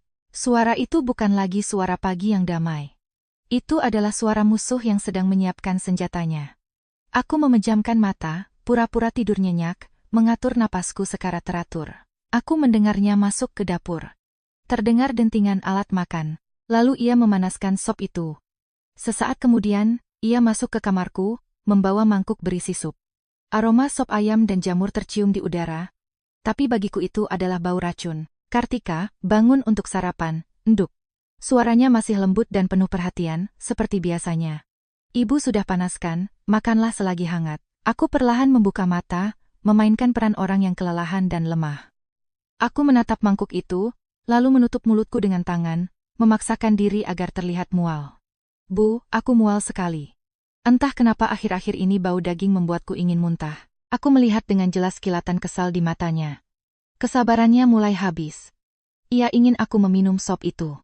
Ia ingin aku segera keguguran, sesuai dengan rencananya, tapi ia masih harus bersandiwara. Ia menghela napas. Ya ampun, orang ngida memang begitu. Paksakan saja makan sedikit. Ini menyehatkan, bahannya mahal semua. Aku meringis dan menggelengkan kepala. Tidak, Bu, aku akan muntah. Bu, tinggalkan saja di sini. Aku mau istirahat sebentar, menarik napas. Nanti kalau sudah dingin mungkin aku bisa meminumnya. Kataku dengan nada berbisik, berusaha terlihat semenyedihkan mungkin. Aku harus membuatnya keluar dari kamarku. Ia menatapku tajam, lalu menatap mangkuknya. Mungkin dia pikir obatnya sudah ada di dalam sup. Kalau tidak diminum sekarang, toh akan diminum nanti. Dengan kesal ia berkata, lemah, merepotkan. Ya sudah, tinggalkan di situ dan minum nanti. Kalau tidak diminum, ibu buang. Setelah mengatakan itu, ia berbalik dan pergi ke ruang tamu, menyalakan televisi dengan suara keras. Dia pikir aku terlalu lemah untuk bangun dari tempat tidur. Tepat saat pintu ruang tamu tertutup, aku langsung melompat turun tanpa suara. Tanganku gemetar seperti orang gila. Aku cepat-cepat berlari ke meja rias dan mengeluarkan stoples kaca kecil. Stoples bekas krim wajah yang belum sempat kubuang. Aku sudah membersihkannya kemarin. Aku kembali ke mangkuk sup. Aku mengisi stoples itu dengan kuah dan potongan isinya. Aku menutupnya erat-erat. Aku mengelap sisa kuah yang menetes dengan tisu. Aku membungkus stoples itu rapat-rapat dengan kertas dan menyembunyikannya jauh di dalam tasku. Sisa sup di mangkuk. Aku menatapnya dengan penuh kebencian. Benda inilah yang membunuh ketiga anakku. Aku mengambil mangkuk itu dan diam-diam pergi ke toilet. Aku tidak berani membuangnya ke toilet di kamar utama. Aku takut dia mendengar suara siraman air. Aku pergi ke toilet luar. Aku menuangkan cairan kotor itu, melihatnya berputar dan menghilang. Aku menekan tombol flush 1, 2, 3 kali, seolah ingin membersihkan 4 tahun penderitaan neraka yang kualami. Aku mencuci mangkuknya, mengelapnya hingga kering, dan meletakkannya kembali di tempatnya. Aku kembali ke ranjang, menarik selimut, dan memejamkan mata. Jantungku berdetak sekeras palu. Aku sudah memiliki buktinya. Sekarang aku harus mengantarkannya pada Siska. Aku berbaring memeluk tasku seperti harta karun. Aku harus keluar. Aku harus menemui Siska. Tapi bagaimana cara keluar rumah tanpa menimbulkan kecurigaan Ibu Ratna? Aku menunggu sekitar 1 jam lagi, lalu perlahan berjalan ke ruang tamu. Aku berjalan tertatih-tatih, memegangi perutku. Ibu Ratna menatapku. Sudah diminum supnya? Aku menggeleng pelan. Menjawab dengan suara lirih. Aku minum setengahnya, lalu kumuntahkan semua. Bu, aku takut sekali. Mungkin aku harus ke dokter temanku itu lagi untuk dicek. Aku sangat takut kehamilan ini tidak bertahan. Sengaja aku menekankan kata-kata, tidak bertahan. Mendengar hal itu, sikap Ibu Ratna langsung berubah. Ia terlihat puas. Ia berkata, iya, kamu kan lemah. Pergilah ke dokter. Kita lihat apa katanya. Ibu juga merasa ini sulit. Ya sudah, hati-hati perginya, jangan sampai jatuh. Ia membiarkanku pergi dengan mudah. Mungkin ia juga berharap Siska akan mengonfirmasi kabar buruk itu, bahwa kehamilanku benar-benar sudah mati. Aku cepat-cepat menyetop taksi dan menuju klinik Siska. Kali ini aku tidak menangis, tidak panik. Aku masuk ke ruangannya. Wajahku sedingin batu. Siska yang melihatku buru-buru menarikku ke dalam. Ya ampun, Kartika, ada apa, penampilanmu? Aku tidak banyak bicara. Aku meletakkan stoples kaca itu di atas mejanya. Aku berkata dengan tegas, Siska, periksa ini sekarang juga. Aku curiga ini bukan sop ayam biasa. Aku curiga ini obat penggugur kandungan. Siska tertegun melihat sikapku. Ia menatap stoples itu, lalu menatapku. Kartika, kamu menemukan ini? Aku mengangguk. Aku melihatnya tadi malam. Aku melihatnya menuangkan bubuk putih ke dalam panci sop. Wajah Siska memucat. Ia marah besar. Astaga, aku tidak percaya ini. Mereka. Siska tidak menyelesaikan kalimatnya, tapi aku mengerti. Siska langsung memakai sarung tangan karet. Baiklah, aku tidak akan mengirimkan ini atas namaku atau namamu. Aku akan mengirimkannya ke laboratorium independen. Aku akan minta analisis toksikologi darurat. Aku akan bilang ini sampel makanan yang dicurigai beracun. Ia menyegel stoples itu dengan hati-hati. Kartika, cepatlah pulang. Mulai sekarang sampai hasilnya keluar, jangan makan apapun yang dia berikan padamu. Bahkan air minum sekalipun. Mengerti? Pura-puralah mual parah dan tidak bisa menelan makanan. Aku mengangguk. Aku tahu. 3 hari berikutnya adalah hari-hari terpanjang dalam hidupku. Aku hidup layaknya seorang aktris. Aku mengubah kamarku menjadi benteng. Aku memberitahu Ibu Ratna bahwa mualku sangat parah sehingga aku tidak bisa makan apa-apa. Aku hanya minum air kemasan dan makan biskuit asin yang kusembunyikan. Ibu Ratna menatapku yang semakin pucat dan sepertinya merasa puas. Ia mengira rencananya berhasil. Kandunganku sedang gugur dengan sendirinya. Di sore hari ketiga, ponselku bergetar. Itu Siska. Aku buru-buru berlari ke toilet dan mengunci pintu. Aku menekan ponsel ke telingaku, dan jantungku berdegup kencang. Suara Siska bukanlah suara seorang dokter, melainkan suara seseorang yang gemetar menahan amarah. Kartika, aku sudah dapat hasilnya. Ia menarik napas dalam-dalam. Kartika, kamu harus tenang. Mereka menemukan kasturi. Mask, dalam konsentrasi yang sangat tinggi. Kasturi. Aku membeku. Itu adalah nama rempah yang biasanya hanya kudengar di drama-drama kerajaan kuno. Siska melanjutkan. Suaranya bergetar seakan ingin menangis. Aku sudah mengeceknya. Dengan konsentrasi setinggi itu, jika diminum secara teratur, kehamilan sekuat apapun tidak akan punya peluang untuk bertahan. Kartika, mereka bukan manusia, mereka binatang. Aku merosot ke lantai kamar mandi yang dingin. Aku tidak menangis. Aku sudah tidak punya air mata lagi. Aku hanya merasakan hawa dingin. Hawa dingin sampai ke sumsum tulang. Jadi inilah alasan mengapa ketiga anakku dibunuh oleh nenek dan ayah mereka sendiri menggunakan rakun kejam ini. Aku mengepalkan tanganku, kuku-kukuku menusuk kulit hingga berdarah. Rasa dingin itu kini berganti dengan kobaran api amarah.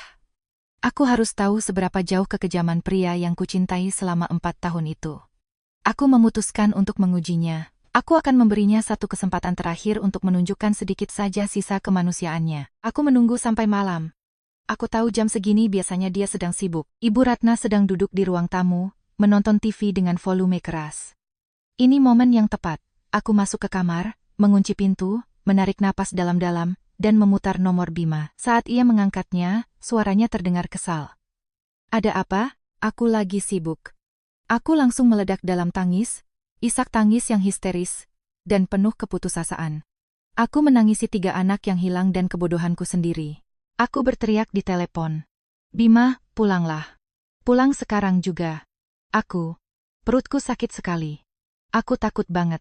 Untuk menambah dramatisasi, aku berbohong. Aku berdarah banyak sekali. Bim, aku takut kehilangan anak kita lagi. Pulanglah, aku menahan napas.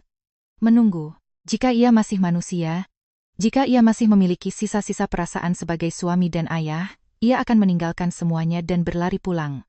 Ia pasti akan ketakutan, khawatir. Ia akan menghiburku, meski hanya pura-pura, namun tidak. Di seberang sana, terjadi keheningan menakutkan. Lalu aku mendengarnya membentak. Suaranya sedingin es, tanpa emosi sedikit pun. Ngomong apa kamu ini? Aku lagi ada tamu. Kata-kata itu identik seperti saat aku mengalami keguguran yang ketiga kalinya. Sama persis. Aku masih melanjutkan sandiwaraku. Aku menangis lebih menyayat hati. Tapi aku beneran berdarah. Aku takut banget. Bagaimana kalau seperti yang sudah-sudah? Kali ini kesabarannya habis. Ia berteriak di telepon. Kekesalannya tak bisa lagi disembunyikan. Kalau berdarah, telepon ibu, kenapa malah nelepon aku? Kan ada ibu di rumah yang bisa urus kamu. Kamu bukan anak kecil yang nangis cuma karena hal sepele. Jangan ganggu aku. Kamu mengganggu pekerjaanku. Aku sibuk. Klik. Ia menutup telepon. Aku mematung menatap layar ponselku. Dia mematikannya. Dia mendengar istrinya pendarahan. Diambang keguguran bayinya. Dan dia menutup teleponnya. Dia menyuruhku menelepon ibunya. Dia menyuruhku memanggil orang yang memasukkan racun ke dalam supku. Pada detik itu, Aku sadar Bima bukan hanya sekadar kaki tangan. Dialah otak dari semuanya. Ia ingin kehamilan ini gugur. Ia dengan tidak sabar menunggunya, dan ketika aku menelepon membawa kabar bahwa bayinya sedang sekarat, ia merasa terganggu. Air mataku berhenti mengalir. Hatiku. Bagian lembut terakhir di hatiku yang tadinya masih menyimpan sedikit harapan, kini membeku sepenuhnya. 4 tahun cinta, ikatan pernikahan, semuanya mati. Mati bersama ketiga anakku. Mulai detik ini, dia bukan lagi suamiku. Dia Bima, dia musuhku. Rasa dingin di hatiku menjalar ke seluruh tubuh. Aku tidak lagi merasa takut, tidak lagi merasa sakit. Aku hanya merasakan kebencian dan aku punya sebuah rencana. Aku tidak bisa bertarung sendirian di rumah iblis ini. Aku butuh sekutu. Pertama-tama, bukti. Aku duduk dengan sangat tenang. Aku membuka ponselku, rekaman di mana ibunya menuangkan bubuk putih ke dalam sup, rekaman percakapan telepon tentang pernikahan dengan Nadia. Aku menggunakan semua sisa uang tabunganku, uang yang diberikan orang tuaku untuk keadaan darurat yang kusembunyikan dari Bima. Aku langsung memesan 3 buah flash disk secara online dengan pengiriman ekspres. Aku berbohong kepada Ibu Ratna bahwa aku memesan obat penguat kandungan khusus. Ketika flash disk itu tiba, aku mengunci diri di kamar. Dengan hati-hati aku menyalin semua datanya, video, audio, dan pindaian hasil tes lab tentang keberadaan Kasturi yang baru saja dikirimkan Siska kepadaku. Aku membuat 3 salinan, satu kusimpan di tas yang selalu kubawa. Yang kedua kuselipkan jauh di dalam sebuah buku lama. Yang ketiga rencananya akan kuberikan pada orang yang paling kupercaya. Aku sudah punya senjatanya, sekarang aku butuh pasukannya. Aku tidak bisa selamanya mengandalkan Siska. Ini bukan lagi urusan medis. Ini perang keluarga. Dan dalam perang ini aku hanya punya satu sekutu. Keluarga asliku. Orang tuaku. Aku melihat jam. Sudah sore menjelang malam. Aku mengambil ponselku. Tanganku tidak lagi gemetar. Aku memutar nomor ibuku. Nada dering berbunyi beberapa kali. Ibu mengangkatnya. Suaranya yang hangat dan familiar bagaikan air bagi jiwaku yang kerontang. Halo, Kartika, Nduk, ada apa? Mendengar suara ibu, tenggorokanku tercekat. Air mata sungguhan, air mata seorang anak yang disakiti mulai mengalir.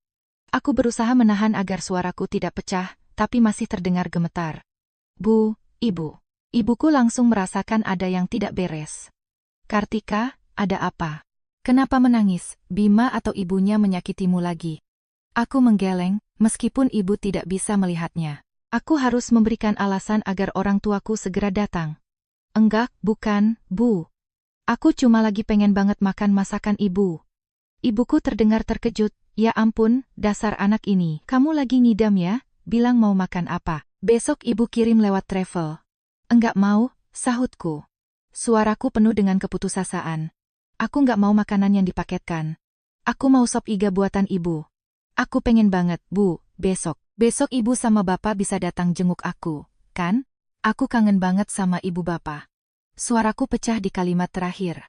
Karena itu benar. Aku setengah mati merindukan orang tuaku. Aku sendirian dan ketakutan di neraka ini. Keputusasaan dalam suaraku membuat ibuku mengerti. Ia tidak bertanya lebih jauh. Suaranya menjadi tegas. Iya, sudah jangan nangis. Besok ibu sama bapak akan datang. Ibu akan masakkan sepanci besar sop iga dan kita makan sama-sama. Kamu yang baik di rumah ya, tunggu kami. Iya. Aku mengangguk. Air mata membasahi pipiku. Iya, istirahatlah. Besok kami datang pagi-pagi. Aku meletakkan telepon. Besok orang tuaku akan datang. Besok aku tidak akan sendirian lagi. Malam itu aku hampir tidak tidur berbaring di sebelah Bima. Tapi dia bukan lagi suamiku. Ia adalah kaki tangan orang asing. Aku merasakan hawa dingin memancar dari orang yang berbaring di sebelahku. Hawa dingin yang lebih mengerikan dari musim hujan. Aku hanya menunggu sampai pagi tiba, sampai aku mendengar bel pintu berbunyi. Aku berusaha memainkan perangku sampai akhir. Pagi-pagi buta aku pura-pura kelelahan. Aku memberitahu Ibu Ratna bahwa aku mual dan tidak mau makan apa-apa. Ia menatapku. Matanya menunjukkan ketidaksabaran, tapi masih berusaha bersikap lembut. Loh kok nggak makan? Udah lama begitu, harus dipaksakan. Aku berniat menjawab saat bel pintu berbunyi. Jantungku melonjak, mereka datang. Ibu Ratna dengan kesal pergi membuka pintu, bergumam, siapa sih pagi-pagi begini datang? Begitu pintu terbuka, aku mendengar suara hangat ibuku. Oh, Bu Ratna, kami datang mau jenguk Kartika. Dia lagi mual dan ngidam sop iga buatan saya. Aku bergegas keluar dari kamar, berusaha berjalan pelan, layaknya orang sakit. Aku melihat ibuku memegang keranjang besar. Di dalamnya ada panci berisi sop yang masih mengepul dan banyak sayuran dari kebun. Bapak berjalan di belakangnya dalam diam, membawa tas berisi buah-buahan. Melihat orang tuaku, air mata nyaris menggenang di pelupuk mataku. Inilah keluargaku. Ibu Ratna, meskipun tidak senang, terpaksa tersenyum. Ia berkata, "Wah, Bapak dan Ibu datang jauh-jauh repot-repot begini. Harusnya datang saja. Kartika memang lagi mual. Dia sangat lelah. Silakan masuk." Bima juga keluar dari ruang kerjanya. Ia menyapa orang tuaku. Wajahnya masih terlihat tenang. "Bapak, Ibu, sudah datang jauh-jauh. Pasti kapek." Ibuku tidak memedulikan mereka. Ia berlari ke arahku, meraih tanganku dengan khawatir. "Ya Allah, Nduk, kenapa kamu pucat dan kurus begini? Ibu sudah masakan sop iga. Makanlah selagi hangat." Kami duduk di ruang tamu. Orang tuaku menanyakan kesehatanku. Aku hanya menundukkan kepala dan menjawab dengan pelan. Suasana yang dihangatkan oleh kasih sayang orang tuaku itu tiba-tiba terputus. Ibu Ratna membawakan sebuah mangkuk keramik kecil dari dapur. Ia membawa sup yang mengepul dengan aroma rempah tajam. "Kartika," katanya dengan suara manis yang dibuat-buat, "sebelum makan sup ibumu, minum dulu semangkuk jamu ini. Ini ibu sengaja rebuskan jamu penguat biar kandunganmu aman, biar perasaanmu lebih tenang, Nduk." Ia meletakkan mangkuk itu di meja tepat di hadapanku. Itu dia, panci berisi sop ayam yang dikampur kasturi tadi malam. Bima juga ikut menimpali. "Minum, sayang. Ibu sudah repot-repot bikin ini untukmu. Kamu harus minum untuk mempertahankan bayinya." Orang tuaku menatap sup hitam kental itu dengan sedikit keheranan. Ibu bermaksud menanyakan sesuatu, tapi aku menahannya. Inilah saatnya. Semua orang sudah hadir. Pembunuhnya, kaki tangannya, dan pelindungku.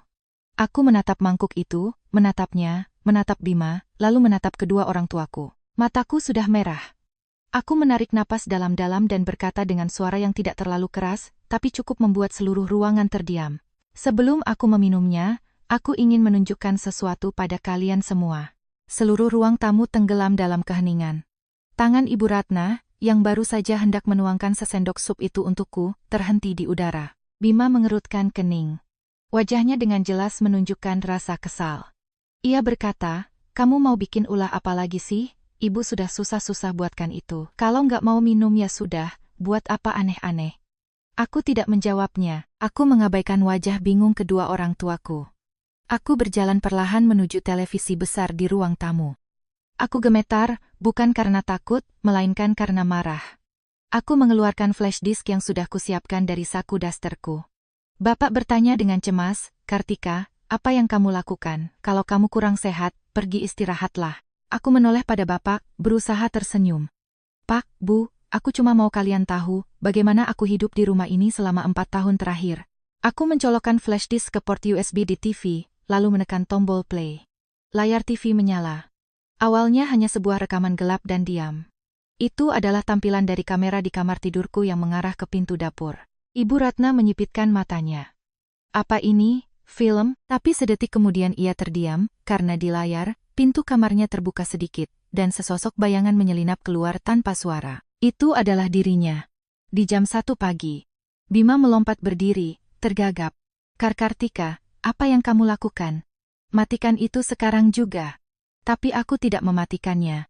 Aku memindahkannya ke sudut pandang kedua dari kamera di pot tanaman sirih gading. Gambarnya lebih jelas. Adegan di mana ia diam-diam membuka lemari yang terkunci. Adegan di mana ia mengeluarkan bubuk putih. Ibu Ratna mulai terengah-engah. Ia menunjuk ke arah TV. Itu. Layar kembali berganti. Adegan saat ia masuk ke dapur, menuangkan bubuk putih ke dalam panci sop ayam, mengaduknya dengan saksama, lalu mencuci sendoknya. Setiap gerakan sangat jelas dan kejam. Prang! Mangkuk berisi jamu di atas meja jatuh ke lantai, pecah berkeping-keping. Kuah hitamnya tumpah berserakan di lantai. Ibu Ratna mundur beberapa langkah. Wajahnya sepucat mayat. Ia menunjuk ke arahku, berteriak dengan suara serak. Kamu berani-beraninya. Kamu menjebakku. Dasar menantu tidak tahu diuntung." Aku menatapnya dengan dingin. "Menjebak ibu?" Aku mengambil remote dan mengeraskan volumenya. Kini terdengar suaranya. Itu adalah rekaman percakapan teleponnya. "Iya, Sudah ibu lakukan.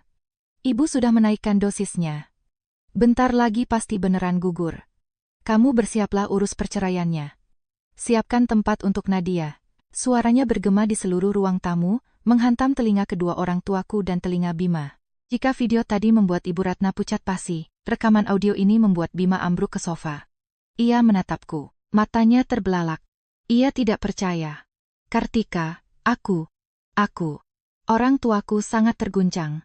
Ibuku menutup mulutnya dengan tangan. Seluruh tubuhnya bergetar. Ia memahami segalanya. Ia menatapku, lalu menatap perutku. Rasa sakit kehilangan 3 orang cucu terpancar di matanya. Ibu Ratna, melihat kedoknya telah terbongkar, sepertinya menjadi gila. Ia menjerit. Dia bohong, dia mengarang cerita. Dia sendiri yang tidak bisa hamil. Karena cemburu, dia memfitnahku. Cemburu? Aku tertawa, tawa yang bahkan membuatku sendiri takut. Ibu bilang aku yang tidak bisa hamil, orang tuaku masih berdiri mematung. Ibuku adalah orang pertama yang sadar kembali. Ia tidak menangis, ia hanya menatapku. Lalu menatap Ibu Ratna, lalu menatap Bima. Aku belum pernah melihat ibuku semengerikan ini. Ia bergetar bukan karena takut, tapi karena murka. Anakku, bisik ibuku. Cucu-cucuku, Ibu Ratna yang melihat itu semakin nekat. Ia mulai berguling-guling di lantai sambil meratap. Ya ampun Tuhan, dosa apa hamba sampai dapat menantu seperti ini? Ini titisan iblis yang mau membunuhku. Bapak, Ibu besan, lihatlah, dia pasang alat penyadap untuk menjebakku. Namun ibuku tidak memedulikan kata-katanya. Pandangan ibuku beralih pada Bima, yang duduk kaku di sofa, masih terlihat pucat. Ibuku melangkah perlahan mendekatinya. Plek, sebuah tamparan keras yang suaranya lebih jelas daripada suara televisi. Ibuku menampar Bima. Binatang. Bima memegangi wajahnya dengan kebingungan. Plek, ibuku menamparnya sekali lagi. Kamu itu iblis. Kamu dan ibumu adalah segerombolan iblis. Aku serahkan putriku, anak gadis yang sehat padamu, dan kalian menyiksanya. 3 cucuku. Kalian membunuh mereka. Orang-orang tidak beragama. Ibuku kehilangan kendali. Ia menerjang Bima, memukulkan tinjunya ke dada Bima. Pria yang dulu sangat dibanggakannya sebagai menantu. Kembalikan anak-anak putriku. Kembalikan cucu-cucuku, dasar iblis terkutuk. Kalian akan bayar semua ini. Bima hanya bisa menutupi wajahnya dengan tangan. Ia tidak berani membalas. Ia tergagap, Bu, saya tidak tahu. Ibu Ratna melihat putranya dipukuli, langsung bangkit untuk mendorong ibuku. Apa-apaan ibu pukuli anak saya? Ibu sudah gila ya, anak ibu itu mandul. Apa hubungannya dengan anak saya? Tidak bisa hamil, teriakku. Teriakanku meredam tangisan Ibu Ratna dan makian ibuku. Seluruh ruangan seketika hening menatapku. Aku berjalan ke arah tasku, membukanya, dan mengeluarkan segepok kertas. Itu adalah hasil tes lab dari Siska. Aku melangkah maju dan melemparkan kertas-kertas itu tepat ke wajah Ibu Ratna. Buka matamu lebar-lebar dan baca, siapa di sini yang tidak bisa hamil? Kertas-kertas itu berserakan di lantai. Ia membungkuk untuk mengambilnya dengan gemetar. Aku berkata, mengeja setiap kata agar Bima dan orang tuaku juga mendengarnya. Kasturi. Ibu bisa baca, hasil tes lab, konsentrasi sangat tinggi. Dokter bilang, kehamilan sekuat apapun, kalau rutin minum ini, tidak akan punya kesempatan untuk bertahan. Katakan padaku sekarang, siapa iblisnya? Siapa pembunuhnya? Kata Kasturi itu ibarat bom.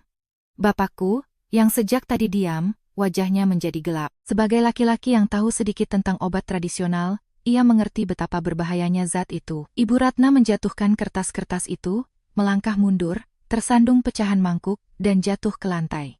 Kali ini ia tidak berteriak. Ia menatapku dengan ngeri. Ia tahu ia tidak bisa lagi mengelak. Ibuku limbung. Bapak dengan sigap menangkapnya. Ibuku berbalik ke arahku sambil menangis. Anakku sayang, kenapa kamu harus menderita seperti ini? Selama 4 tahun, aku menatap ibuku, menatap bapakku, lalu menatap 2 orang yang duduk di lantai dan di sofa itu. Bu, Pak, ini belum selesai. Aku masih harus bertanya pada Bima, bertanya padanya, siapa itu Nadia? Nama Nadia terdengar begitu jelas dan dingin. Bima, yang sejak tadi mencoba meringkuk di sofa, tersentak, mengangkat kepalanya dan menatapku dengan panik. Ibu Ratna yang duduk di lantai juga membeku. Mungkin ia tidak menyangka aku juga mengetahui soal itu. Bapakku menatap Bima. Suaranya rendah dan tegas. Bima, apa maksudnya ini? Siapa Nadia? Apa yang Kartika bicarakan? Bima mulai gemetar. Ia menatapku, lalu menatap Ibu Ratna. Ia telah masuk perangkap. Semua topengnya telah jatuh. Tiba-tiba Bima melorot dari sofa. Ia tidak berlutut di hadapanku. Ia merangkak dan berlutut di depan bapakku. Pak, maafkan saya. Saya mohon, Pak, ratap Bima sambil bercucuran air mata.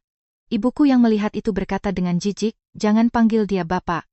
Kamu tidak pantas. Bima masih memegangi kaki bapakku. Ia mulai menangis dan bercerita.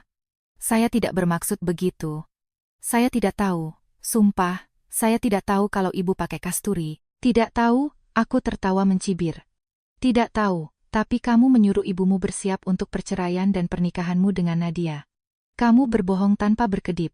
Kata-kataku tepat mengenai sasaran. Bima terdiam. Ia tahu ia tidak bisa menyangkal rekaman itu.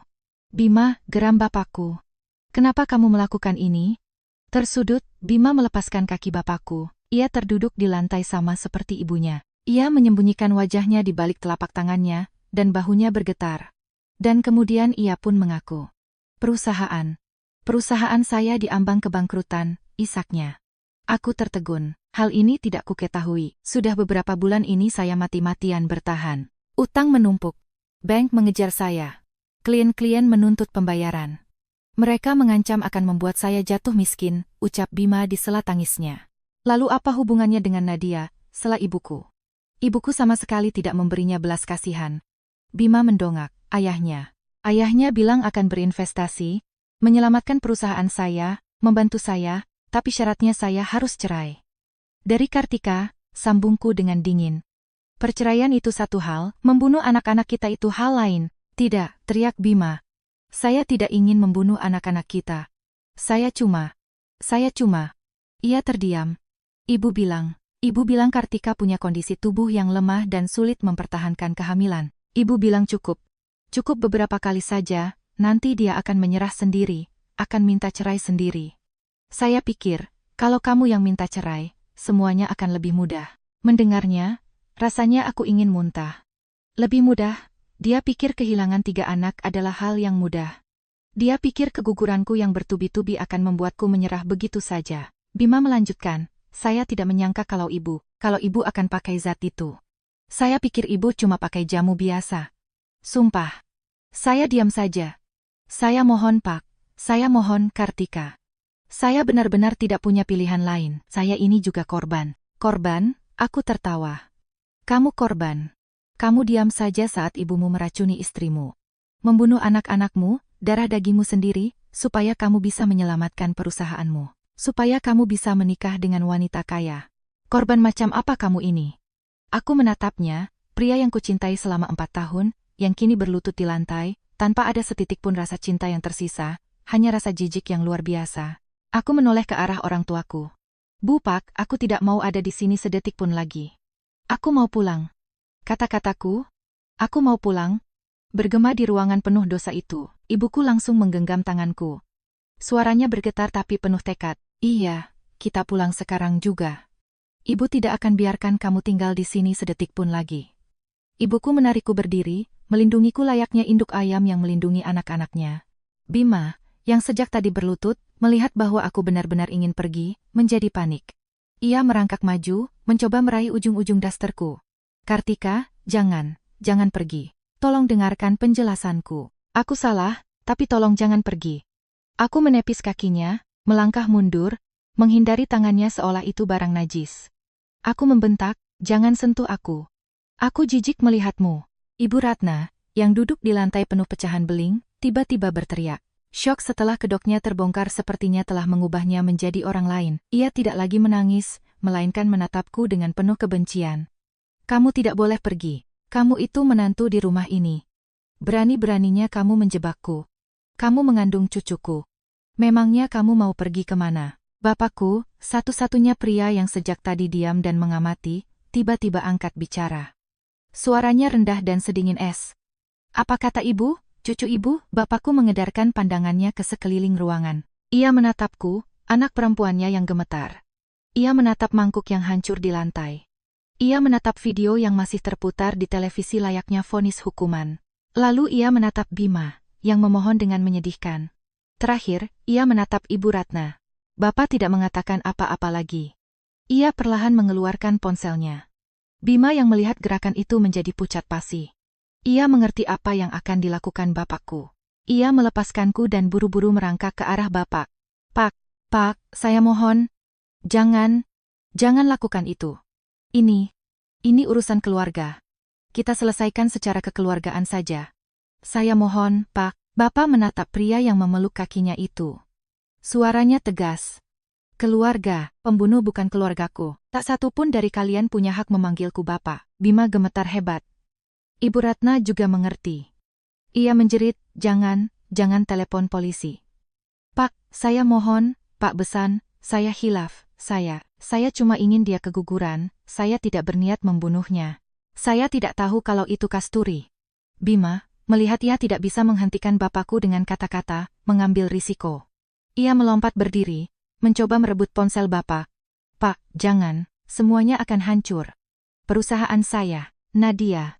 Semua akan hancur, Pak. Tapi bapak sudah bersiap. Ia memutar badannya sedikit dan mengangkat sikunya. Bima menabraknya dan terjatuh. Bapak melindungi ponselnya. Suaranya terdengar jelas dan mantap. Halo, saya ingin melaporkan sebuah tindak pidana. Ia melihat alamat di dinding. Iya, di alamat. Saya melaporkan penganiayaan berat berencana yang dilakukan berulang kali dengan dugaan percobaan pembunuhan. Korbannya adalah anak perempuan saya yang sedang hamil. Ya, tolong datang sekarang juga. Ketika Bapak selesai membacakan alamatnya, ketika ia meletakkan teleponnya, semuanya seakan sudah diputuskan. Ibu Ratna, mendengar kata pembunuhan, matanya membelalak, ia mengeluarkan satu jeritan terakhir, lalu jatuh pingsan di lantai, tepat di genangan kuah berakun itu. Bima mematung, ia terduduk, menatap ibunya yang pingsan, lalu menatap bapakku yang berwajah sedingin batu. Ia mengerti. Ia bergumam, selesai. Semuanya benar-benar selesai. Ibuku menarikku ke arah pintu. Kita pulang, Nu, biar hukum yang mengurus sisanya. Suara sirene ambulans dan mobil polisi nyaris bersamaan merobek pagi yang damai di perumahan itu. Rumah tempatku tinggal selama 4 tahun, tempatku kehilangan 3 anak, tiba-tiba berubah menjadi tempat kejadian perkara. Ibu Ratna dibawa ke rumah sakit, namun di bawah pengawasan 2 anggota polisi. Bima, setelah syok awalnya, juga dibawa ke kantor polisi untuk dimintai keterangan. Orang tuaku langsung membawaku pulang. Begitu aku berada di kamarku saat masa kecil dulu, aku benar-benar menangis sejadi-jadinya. Aku memeluk ibuku. Menangis seperti yang belum pernah kulakukan sebelumnya. Ibuku hanya diam menepuk-nepuk punggungku. Tangannya yang hangat seakan mengalirkan kekuatan padaku. Siska segera datang begitu mendengar kabarnya. Ia memeriksaku, melakukan USG. Syukurlah bayinya masih sangat kuat. Jantungnya berdetak kencang. Mungkin anakku tahu bahwa ia harus hidup untuk ketiga kakaknya yang telah tiada. Hari-hari berikutnya sangat menguras tenaga. Polisi memeriksaku secara detail. Aku menyerahkan semuanya. 3 flash disk berisi video dan rekaman suara. Hasil tes lab tentang keberadaan Kasturi dari Siska. Aku menceritakan tentang 4 tahun itu, 3 kali keguguran, dan kebetulan dengan kepergian Bima keluar kota. Ibu Ratna, setelah siuman, langsung ditahan secara resmi. Awalnya ia menyangkal. Ia bilang aku menjebaknya, memfitnahnya. Tapi ketika polisi menggeledah rumah itu, mereka menemukan lebih banyak bungkusan Kasturi yang disembunyikan di dalam lemari terkuncinya. Di hadapan rekaman video itu, ia tidak bisa lagi mengelak. Bima juga ditetapkan sebagai tersangka karena perannya sebagai kaki tangan. Kasus ini disidangkan 2 bulan kemudian. Karena keseriusan kasus yang melibatkan wanita hamil dan kejahatan yang dilakukan berulang, proses persidangannya mendapat banyak sorotan media. Di persidangan, Ibu Ratna menangis. Pengacaranya mencoba berargumen bahwa ia adalah wanita tua yang kurang pendidikan dan percaya pada tahayul. Katanya ia hanya ingin menggunakan ramuan herbal tradisional untuk menguatkan kandungan menantunya, tanpa tahu bahwa itu beracun. Tapi rekaman audioku menghancurkan semua argumen itu. Ibu sudah menaikkan dosisnya. Siapkan tempat untuk Nadia. Jaksa menekankan bahwa ini bukan kebodohan. Ini adalah rencana yang disengaja dengan motif yang jelas, menyingkirkan korban agar putranya bisa menikah lagi dengan keluarga kaya. Kasus Bima lebih rumit. Ia menangis, mengatakan bahwa ia dimanipulasi oleh ibunya, bahwa ia hanya berdiam diri dan tidak ikut bertindak. Ia bilang ia berada di bawah tekanan kebangkrutan dan mengalami gangguan psikologis. Aku dipanggil sebagai saksi. Aku tidak menatapnya. Aku menatap lurus ke arah majelis hakim. Aku menceritakan tentang percakapan telepon malam itu. Aku berkata, Yang Mulia, ketika saya menelepon, saya bilang saya pendarahan. Saya bilang saya takut kehilangan bayi kami. Seorang suami, meskipun di bawah tekanan sebesar apapun, meskipun sedingin apapun, tidak akan mungkin membentak. Aku lagi sibuk lalu menutup teleponnya. Dia tidak bersalah. Dia tahu, dia menunggu, dan dia mendambakan kematian bayi saya. Kata-kataku membuat seluruh ruang sidang hening. Akhirnya, vonis dibacakan. Ibu Ratna, atas tindak pidana penganiayaan berat berencana yang dilakukan secara berulang dan menyebabkan konsekuensi fatal, dijatuhi hukuman 3 tahun penjara. Bima, sebagai kaki tangan dan karena tidak melaporkan kejahatan tersebut, menerima hukuman 1 tahun masa percobaan selama 2 tahun. Mendengar vonis itu, aku tidak merasa senang maupun sedih. Apakah 3 tahun penjara bisa mengembalikan nyawa 3 anakku? Apakah masa percobaan 1 tahun itu tidak terlalu ringan bagi kaki tangan dalam pembunuhan darah dagingnya sendiri? Tapi aku sudah lelah. Aku tidak ingin mengajukan banding. Aku hanya ingin ini semua berakhir. Aku menatap Bima.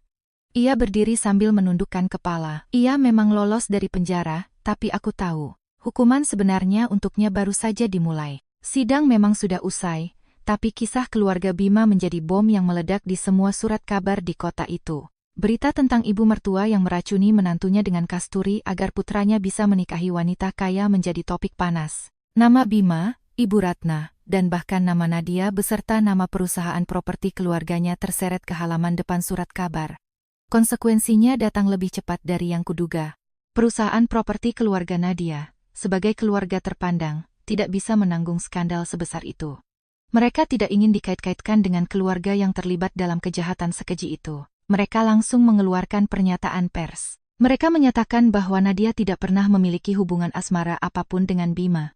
Mereka mengatakan bahwa Bima menyalahgunakan kepercayaan mereka, sengaja mendekati dan menipu mereka. Mereka menyatakan akan membatalkan semua kontrak, memutuskan semua kontak, dan bahkan mengancam akan menuntut Bima atas pencemaran nama baik keluarga mereka. Satu-satunya pelampung penyelamat yang dipertaruhkan oleh Bima dan Ibu Ratna dengan nyawa 3 anak mereka, kini telah musnah. Tidak hanya lenyap, pelampung itu bahkan berbalik menenggelamkannya. Berita tentang persidangan dan penolakan dari keluarga properti itu, sampai ke telinga para kreditur Bima. Mereka yang tadinya masih memberinya kelonggaran sambil menunggu suntikan dana, kini sadar bahwa Bima adalah kapal yang sedang tenggelam. Mereka tidak bisa menunggu lebih lama lagi. Dalam waktu seminggu setelah persidangan, perusahaan Bima dibanjiri tuntutan dari kreditur. Bank menyita aset-asetnya dan menarik kembali pinjamannya. Klien-klien secara massal membatalkan kontrak kerja. Pemasok bahan bangunan mendatangi kantornya, mengamuk dan menuntut pembayaran. Perusahaan kontraktor kecilnya, yang memang sudah goyah, kini dihantam badai besar dan secara resmi hancur. Surat kabar menulis. Perusahaan kontraktor X resmi dinyatakan pailit. Aku membaca berita itu saat sedang duduk di ruang tunggu klinik Siska untuk kontrol rutin kehamilan. Aku menatap tajam judul berita itu dan diam-diam mematikan layar ponsel. Aku tidak merasa puas. Aku juga tidak merasa kasihan. Aku hanya merasakan kehampaan dan ironi yang luar biasa. Ia mengorbankan segalanya. Ia mengorbankan moralitasnya, kemanusiaannya, 3 orang anak, ibu kandungnya sendiri, dan istrinya, demi menyelamatkan karirnya. Dan kini, karir itu hancur menjadi debu. Harga dari keserakahan dan kepengecutannya sungguh terlalu mahal. Aku berpaling pada Siska dengan senyum. Siska, apa baikku menendang kencang hari ini? Siska menggeser probe USG di atas perut. Ia tersenyum sangat lebar. Wah, dia lincah sekali di dalam sini. Lihat, anakmu ini seorang petarung, sama seperti ibunya. Aku tersenyum, dan air mata kembali menggenang di mataku. Tapi kali ini, itu adalah air mata kebahagiaan. Aku telah kehilangan segalanya, tapi di saat yang sama aku memiliki segalanya. Aku punya anakku, aku punya orang tuaku, aku punya sahabat yang baik.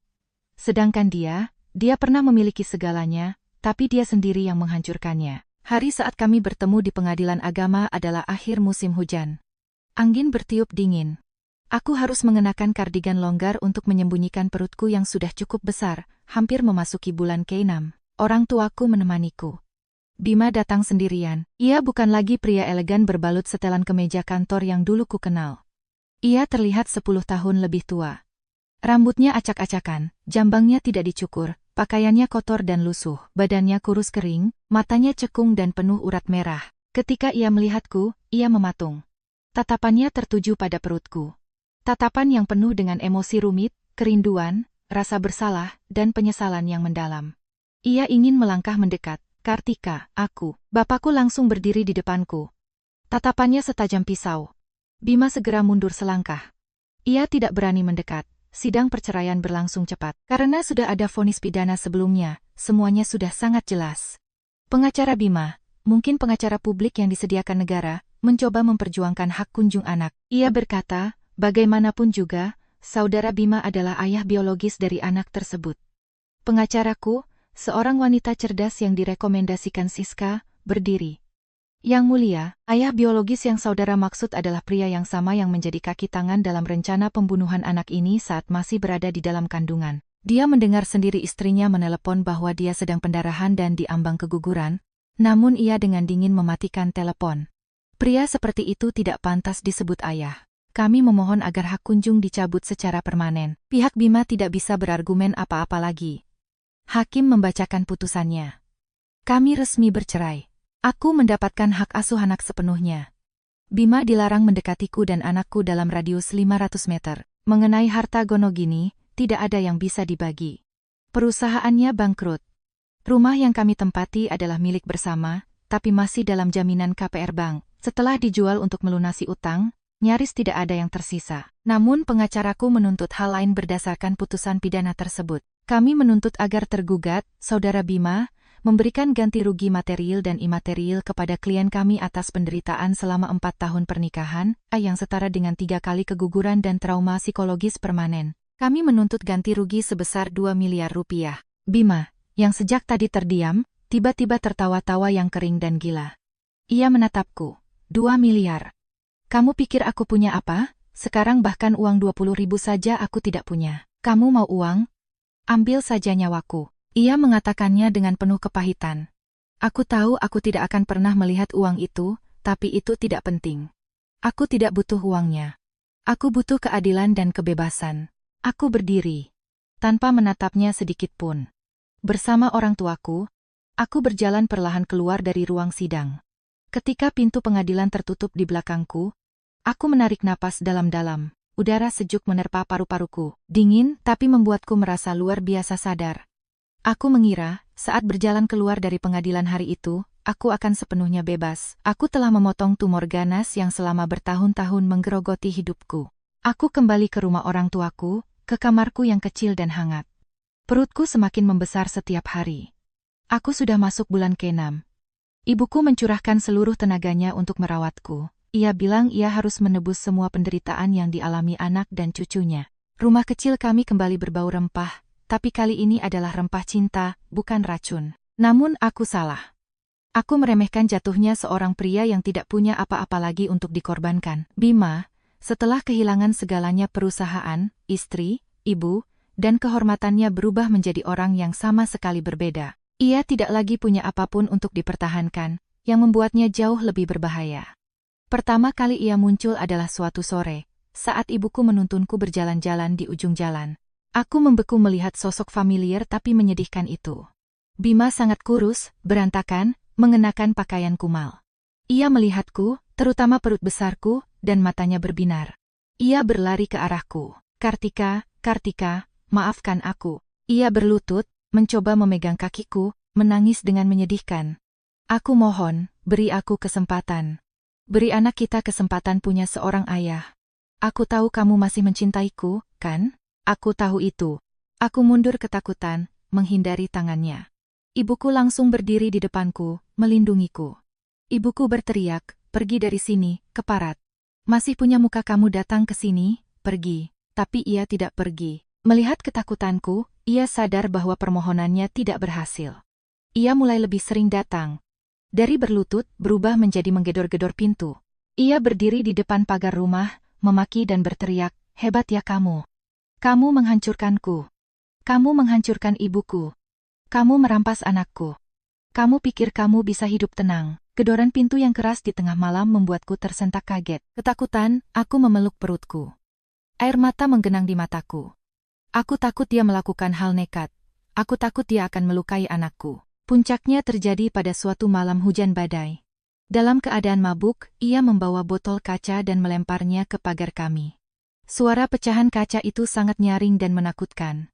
Ia berteriak, teriakannya menyedihkan dan gila. Kartika, keluar. Kalau kamu nggak keluar, aku bakar rumah ini. Kalau aku mati, kamu juga harus mati bersamaku. Aku sudah nggak punya apa-apa lagi. Aku gemetar ketakutan, tapi bapakku tidak. Bapakku, pria yang selama ini menahan kepedihan dalam diam melihat putrinya disiksa, kini tidak bisa menahannya lagi. Tanpa bicara, bapak pergi ke dalam rumah. Ia mengangkat telepon dan langsung menelepon polisi. Saat polisi tiba, Bima masih berteriak, memegang pecahan botol kaca di tangannya. Ia dibawa ke kantor polisi. Keesokan harinya, bapakkulah yang mengajukan surat perintah penahanan dan larangan mendekat ke pengadilan. Bapak berkata, suaranya tegas. Bapak tidak akan membiarkan dia mengancammu dan cucu bapak. Dia sudah jadi binatang buas. Dia bukan manusia lagi. Larangan itu dikeluarkan. Bima dilarang mendekatiku dan keluargaku dalam radius 500 meter. Sejak hari itu, ia menghilang. Jalanan kecil di depan rumahku kembali damai. Tapi aku tahu, hantunya, kegilaannya masih berkeliaran di suatu tempat. Hanya saja aku tidak melihatnya. 7 bulan setelah perceraian, aku mulai merasakan kontraksi. Sakit saat melahirkan sungguh luar biasa, tapi tidak ada apa-apanya dibanding penderitaan yang pernah kualami. Aku mengertakkan gigi. Keringat membasahi rambutku. Aku tidak menangis, aku tidak berteriak. Siska, sahabat baikku, mengambil cuti dan mendampingiku sepanjang waktu. Ia menggenggam tanganku erat-erat. Kartika, kamu pasti bisa. Kamu itu petarung. Anakmu juga. Setelah hampir 10 jam berjuang melawan rasa sakit, terdengar suara tangisan bayi yang pelan tapi melengking. Siska tersenyum di balik air matanya. Ia berkata, bayi laki-laki, Kartika. 3 kilogram, tampan dan sehat. Perawat meletakkan tubuh kecil kemerahan dan berkerut itu di atas dadaku. Pada detik itu, saat kulit anakku menyentuh kulitku, semua rasa sakit, semua kebencian dari 4 tahun di neraka, menguap tak bersisa. Ini anakku, putraku, dia berjuang bersamaku. Aku mengecup keningnya yang masih berlumuran darah. Aku memberinya nama Arya, dengan satu harapan. Agar hidupnya kelak selalu diliputi kedamaian dan kebijaksanaan. Kebahagiaan menjadi seorang ibu. Kebahagiaan mendekap anak di pelukan. Membuatku melupakan segalanya. Aku tenggelam dalam merawatnya, melihatnya tidur, melihatnya menyusu. Sampai seminggu setelah melahirkan, saat aku masih dalam masa nifas, 2 orang anggota polisi datang ke rumah. Bapak keluar untuk menemui mereka. Aku ada di dalam kamar. Tiba-tiba perasaanku tidak enak. Sesaat kemudian, Bapak masuk. Wajahnya sangat sulit diartikan. Ada sedikit rasa lega, tapi juga terselip rasa iba. Bapak duduk di tepi ranjang tempatku mendekap Arya. Bapak menatapku, lalu menatap cucunya. Suara Bapak terdengar pelan. Kartika, si Bima, dia sudah pergi. Aku membeku.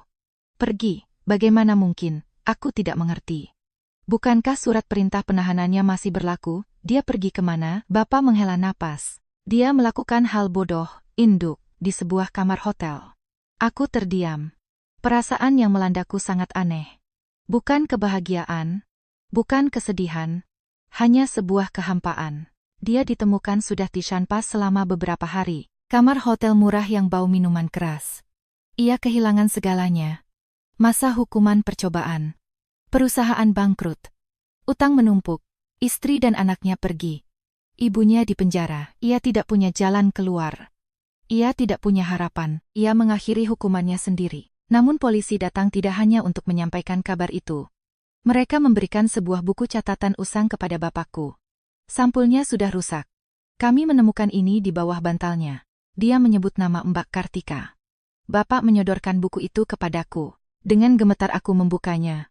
Arya masih tidur nyenyak di pelukanku. Tulisan tangan Bima terlihat samar dan terburu-buru. Itu bukan surat perpisahan, itu adalah pengakuan dosa. Ia menulis tentang kepengecutannya, tentang tekanan kebangkrutan, tentang bagaimana ia membiarkan dirinya dimanipulasi oleh ibunya. Aku diam saja. Aku tahu ibu tidak menyukai Kartika. Aku membiarkannya. Aku ini pengecut. Ia menulis tentang Nadia, tentang pelampung penyelamat dari perusahaan properti itu. Aku butuh uang. Aku butuh pelampung itu. Kupikir cukup jika Kartika menyerah sendiri dan pergi. Kupikir cukup beberapa kali keguguran, dan dia akan meninggalkanku. Lalu ia menulis tentang ketiga anak yang hilang. Aku tidak tahu itu kasturi. Sumpah. Ibu bilang itu cuma jamu biasa, tapi aku membiarkannya. 3 kali aku membunuh anak-anakku. Sekalipun itu bukan kasturi, aku tetap kaki tangan dalam pembunuhan mereka. Di halaman terakhir ia menulis untukku, meski ia tidak berani menulis namaku. Jika kamu membaca ini, tolong beritahu anak kita. Ayahnya adalah seorang penjahat. Kumohon, jika kamu bisa, maafkan aku. Aku menutup buku catatan itu. Air mata panas jatuh menetes di pipi Arya, membuatnya sedikit menggeliat. Bukan karena aku mengasihaninya, tapi karena perasaan lega yang aneh. Ia telah mengakui kesalahannya, ia telah membayar harganya. Kebencian antara diriku dan dirinya. Mulai detik ini benar-benar hancur menjadi debu. Katanya waktu akan menyembuhkan semua luka. Bahkan yang paling dalam sekalipun. Pepatah itu mungkin tidak berlaku untuk semua luka, tapi dalam kasusku, pepatah itu terbukti benar. 3 tahun berlalu begitu cepat seperti kedipan mata, tapi cukup lama untuk menyapu bersih kenangan mengerikan dan mengisi kembali hatiku yang dulu pernah hancur. Anakku, Arya, sekarang berumur 2,5 tahun. Orang bilang usia sekitar 3 tahun adalah masa pemberontakan, tapi bagiku, Arya adalah sebuah anugerah. Ia cerdas, pintar, dan luar biasa menggemaskan. Ia memiliki mata yang jernih sepertiku, tapi senyumnya bersinar seterang matahari. Mungkin karena ia lahir dan dibesarkan dengan limpahan kasih sayang dari kakek nenek dan ibunya. Semenjak kehadiran Arya, hidupku membuka lembaran baru. Lembaran yang dipenuhi tawa dan celoteh riang. Ibu. Aku tidak kembali ke pekerjaan lamaku sebagai akuntan. Tempat itu terlalu banyak menyimpan kenangan buruk. Dari sedikit modal yang diberikan orang tuaku, dan dari sisa uang kompensasi penjualan rumah setelah sidang, aku membuka sebuah toko bunga kecil di jalan tak jauh dari rumah. Aku suka bunga. Aku suka ketenangan saat tanganku menata setiap tangkainya dengan teliti, dan aroma wanginya yang lembut menenangkan jiwaku. Kehidupanku dan anakku sekarang sangat sederhana. Pagi hari, aku mengantar Arya ke playgroup di dekat rumah. Ia sangat penurut. Ia selalu melambaikan tangan padaku. Aku sekolah dulu. Ibu jualan bunga yang banyak ya. Lalu aku kembali ke toko bunga untuk memulai pekerjaanku. Toko bungaku tidak terlalu ramai, tapi cukup untuk menghidupi kami berdua. Sore harinya, aku menjemputnya. Seluruh keluarga kami, bapakku setelah pensiun, kebahagiaan terbesarnya adalah merawat cucunya. Bapak mengajari Arya berkebun, mengenali bunga-bunga di tokoku, dan malam harinya membacakan buku cerita untuknya. Luka di hatiku sudah sembuh, hanya menyisakan bekas luka yang samar. Aku tidak lagi membenci Bima. Sesekali aku membawa Arya mengunjungi makamnya. Aku menaburkan bunga, meletakkan setangkai krisan. Aku ingin anakku tahu tentang keberadaannya, tapi aku akan menunggu sampai ia dewasa nanti. Aku akan menceritakan kisah hidupku padanya, namun dengan tenang. Aku ingin ia mengerti bahwa bagaimanapun juga, pria itulah yang memberinya kehidupan. Toko bungaku kuberi nama Suaka, tempat berlindung. Aku hanya berharap, kehidupanku dan anakku akan selalu seperti ini. Setelah begitu banyak badai, aku menemukan kedamaianku sendiri.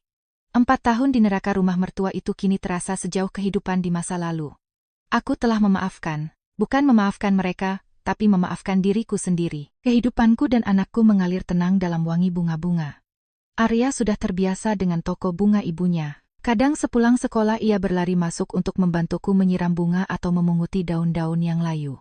Aku mengira badai sudah benar-benar berlalu, bahwa hantu masa lalu tidak akan pernah menemukanku lagi. Hingga suatu hari, saat aku sedang merangkai buket krisan kuning terakhir untuk seorang pelanggan, aku mendengar kabar tentang Ibu Ratna. Bukan dari teman, tapi dari mantan tetangga di kompleks perumahan tempatku tinggal dengan Bima dulu. Secara kebetulan ibu itu mampir untuk membeli bunga dan berceloteh santai. "Oh, Mbak Kartika, sudah lama nggak ketemu ya? Apa kabar? Sudah dengar beritanya belum? Bu Ratna, mantan ibu mertua Mbak, sudah keluar dari penjara." Gunting tanaman terlepas dari tanganku, jatuh menghantam lantai dengan suara benturan yang keras. Aku mematung.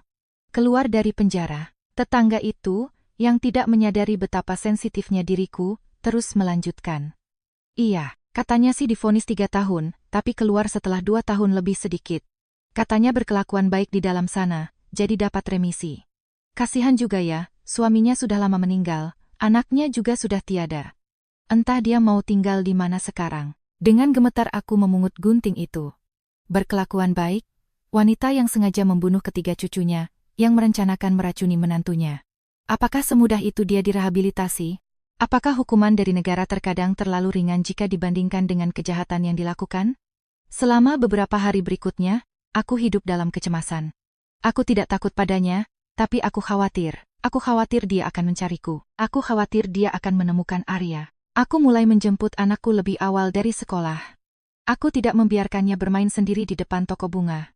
Ibuku, yang melihat kecemasanku, menggenggam tanganku. Jangan takut, Duk, ini rumah kita. Dia nggak bakal berani macam-macam. Ada ibu dan bapak di sini. Tapi dia menemukanku. Dia tahu cara menemukanku. Itu terjadi di suatu sore yang diguyur hujan. Toko bunga sedang sepi. Aku duduk sambil mengelap daun-daun sirih gading. Arya sedang asyik mewarnai di sudut ruangan. Tiba-tiba, di depan pintu toko, berdirilah sesosok bayangan yang kurus dan basah kuyup. Aku mendongak, dan hatiku serasa diremas oleh tangan tak kasat mata. Itu dia. Ibu Ratna. Aku hampir tidak mengenalinya. Ia bukan lagi wanita gemuk, yang tampak keibuan namun dominan yang dulu ku kenal. Lebih dari 2 tahun di penjara membuatnya terlihat 20 tahun lebih tua. Rambutnya sudah memutih, lepek menempel di kepalanya karena hujan. Pakaiannya lusuh, sobek, tidak pantas untuk cuaca sedingin ini. Ia begitu kurus sampai-sampai hanya tinggal tulang berbalut kulit. Matanya cekung. Tidak ada lagi keangkuhan di sana. Tatapannya penuh dengan kelelahan, kehampaan, dan seolah-olah sebuah permohonan. Ia menatapku, lalu pandangannya beralih pada Arya yang sedang mewarnai. Anak laki-laki itu mendongak, melihat ada orang asing.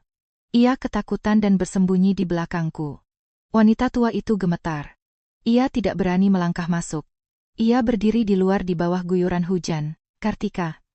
Nduk, suaranya serak dan sangat lemah. Aku melompat berdiri, seluruh tubuhku tegang seperti tali busur. Aku mundur selangkah, menyembunyikan anakku di punggungku. Tanganku menggenggam gunting tanaman. Untuk apa ibu datang ke sini? Ia sepertinya tidak mendengar pertanyaanku. Tatapannya masih terpaku pada Arya.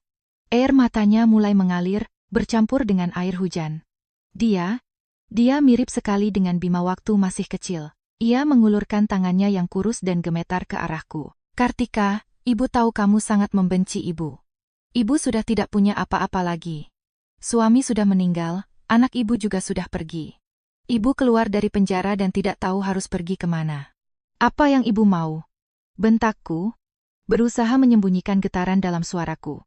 Ia berlutut tepat di genangan air kotor, mendongakkan wajahnya dan menatapku. Ibu mohon, biarkan ibu melihatnya. Biarkan ibu melihat cucu ibu. Sekali saja, ibu mohon, hanya melihat.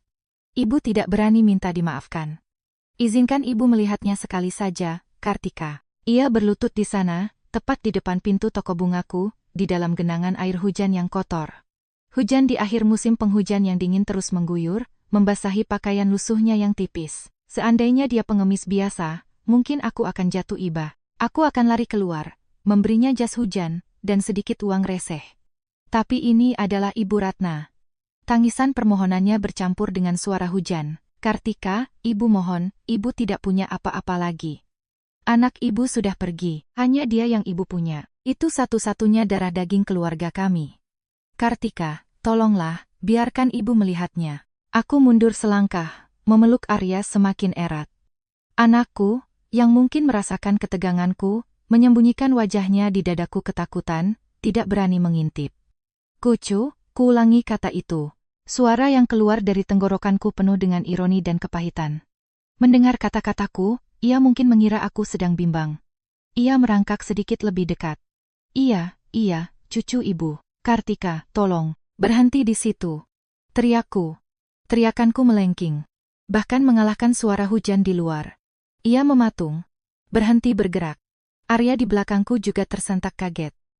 Aku menatap lurus ke arah wanita yang telah menghancurkan 4 tahun masa mudaku, yang dengan kejam merenggut nyawa ketiga anakku. Rasa kasihan sesaat yang sempat kurasakan melihat kondisinya yang menyedihkan, kini lenyap, digantikan oleh kebencian yang sedingin es. Ibu tidak punya cucu. Cucu-cucu ibu sudah ibu bunuh sendiri. Matanya membelalak, ia menggelengkan kepala. Tidak, Kartika, ibu. Ibu ditipu. Ibu tidak berniat, ditipu. Aku tertawa sinis, tawa yang membuatku sendiri merinding. Ibu ditipu saat ibu diam-diam menuangkan bubuk kasturi ke dalam sop ayamku. Ibu ditipu saat ibu menelepon anak ibu, menyuruhnya bersiap menikah dengan Nadia, atau mungkin ibu ditipu saat ibu memutuskan menaikkan dosisnya karena aku tidak kunjung keguguran? Setiap kali aku melempar pertanyaan, wajahnya menjadi semakin pucat. Ia mundur. Ia tahu. Ia tahu bahwa aku tahu segalanya. Anak-anakku, mereka bahkan belum sempat terbentuk dengan sempurna, dan ibu membunuh mereka. Berani-beraninya ibu datang ke sini menuntut hak bertemu cucu? Aku merasakan darahku mendidih. Anakku, Arya, adalah anakku. Dia menyandang namaku, nama keluargaku. Dia tidak ada hubungannya dengan keluarga ibu yang kejam dan tidak punya hati itu. Nuk, ibu salah. Ibu tahu ibu salah. Ibu mohon. Ia kembali menangis, membenturkan kepalanya ke lantai semen yang basah. Pergi dari sini, selaku. Ibu tidak pantas. Ibu tidak punya hak. Ibu mau menebus dosa, ibu mau menyesal? Silakan pergi dan bertobatlah sendiri. Jangan pernah datang ke sini lagi dan mengganggu aku serta anakku. Arya, mendengar teriakanku dan melihat wanita tua asing berlutut, menjadi ketakutan dan mulai menangis. Ibu, aku takut. Nenek itu bikin ibu menangis. Tangisan Arya bagaikan tusukan pisau. Ibu Ratna mendongak, menatap anak yang menangis di belakangku. Tepat pada saat itu, orang tuaku pulang dari berbelanja. Begitu motor mereka berhenti, melihat pemandangan di depan toko, ibuku tertegun. Bapakku, melihat wanita yang berlutut itu, wajahnya langsung menjadi gelap. Tanpa mengucapkan sepatah kata pun, ia memarkir motornya dan melangkah lurus, berdiri kokoh di depanku dan Arya layaknya sebuah gunung, melindungi kami. Bapakku tidak berteriak, ia hanya menatapnya. Suaranya rendah dan tegas. Sedang apa Anda di sini? Siapa yang mengizinkan Anda datang? Apalagi yang Anda inginkan? Mau menyakiti cucu saya juga? Ibu Ratna, melihat bapakku, langsung menciut. Kegilaan dan permohonannya sirna, digantikan oleh ketakutan. Bapakku berkata, silakan pergi dari sini sekarang juga, sebelum saya kembali menelepon polisi. Saya dengar Anda berkelakuan baik makanya bisa keluar lebih cepat.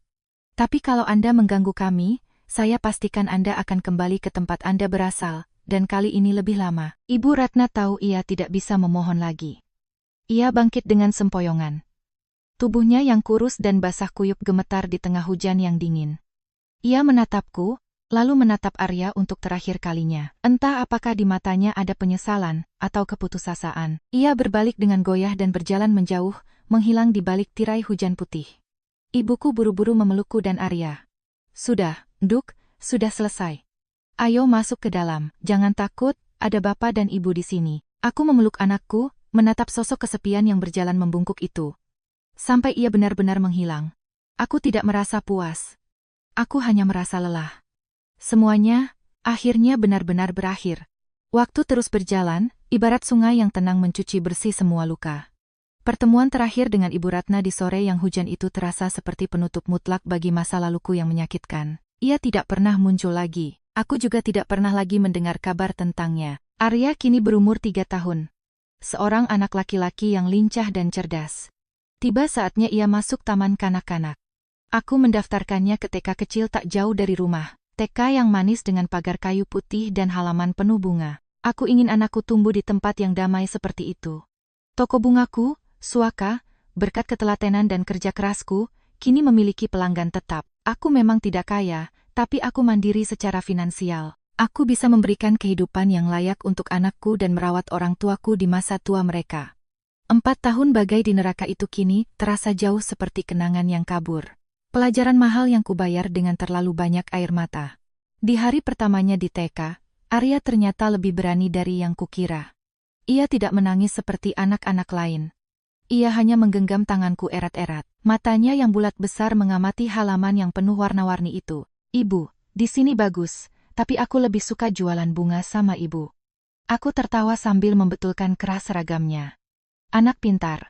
Kamu sekolah di sini ya, nanti ada ibu guru, ada teman-teman. Sorenya ibu jemput, nanti kita jualan bunga lagi sama-sama.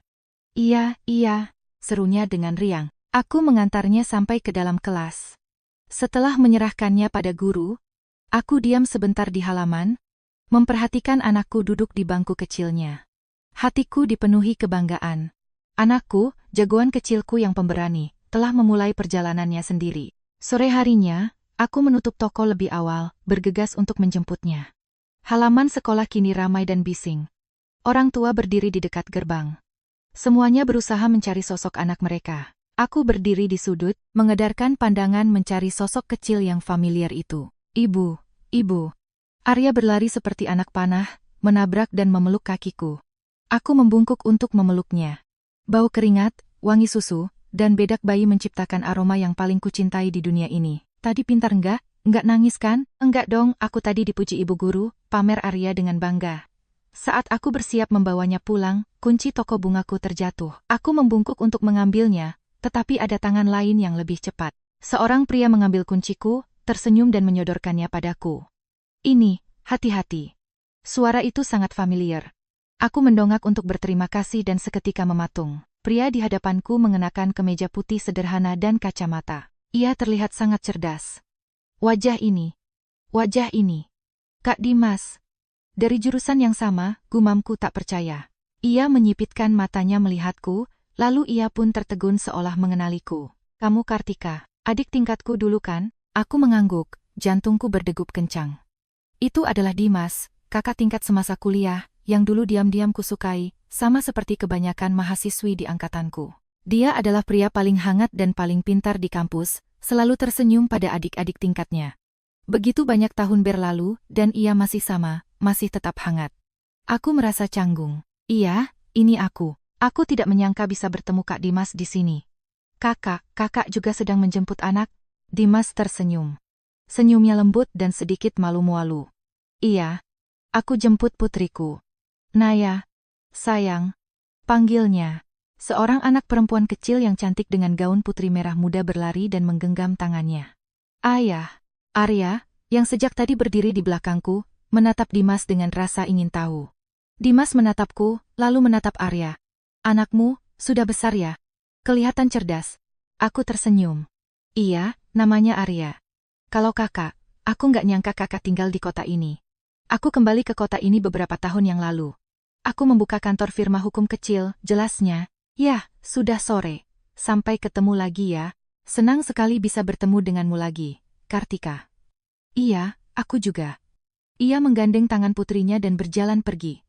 Aku pun menggandeng tangan Arya. Tiba-tiba Arya menoleh dan bertanya dengan curiga, Ibu, tadi itu siapa? Kok pipi ibu merah? Aku tersentak, cepat-cepat membungkuk. Merah apanya? Itu cuma teman lama ibu. Ayo kita pulang. Aku menuntun anakku pulang, tapi di hatiku ada desiran aneh. Bertemu dengannya lagi setelah sekian lama, tepat di gerbang TK anakku. Apakah ini takdir? Sejak hari itu, aku sering bertemu Dimas di gerbang sekolah. Awalnya pertemuan kami hanya sapaan sopan, senyuman singkat. Hai. Halo. Gimana toko bunganya? Ramai?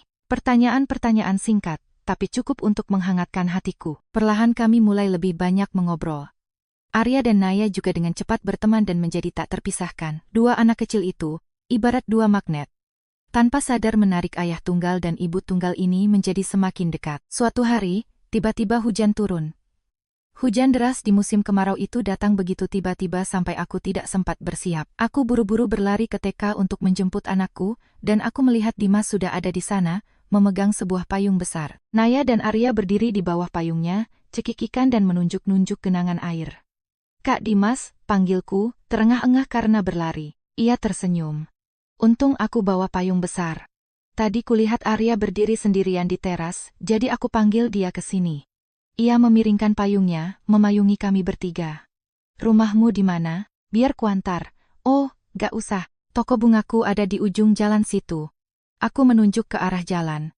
Dekat sekali kok.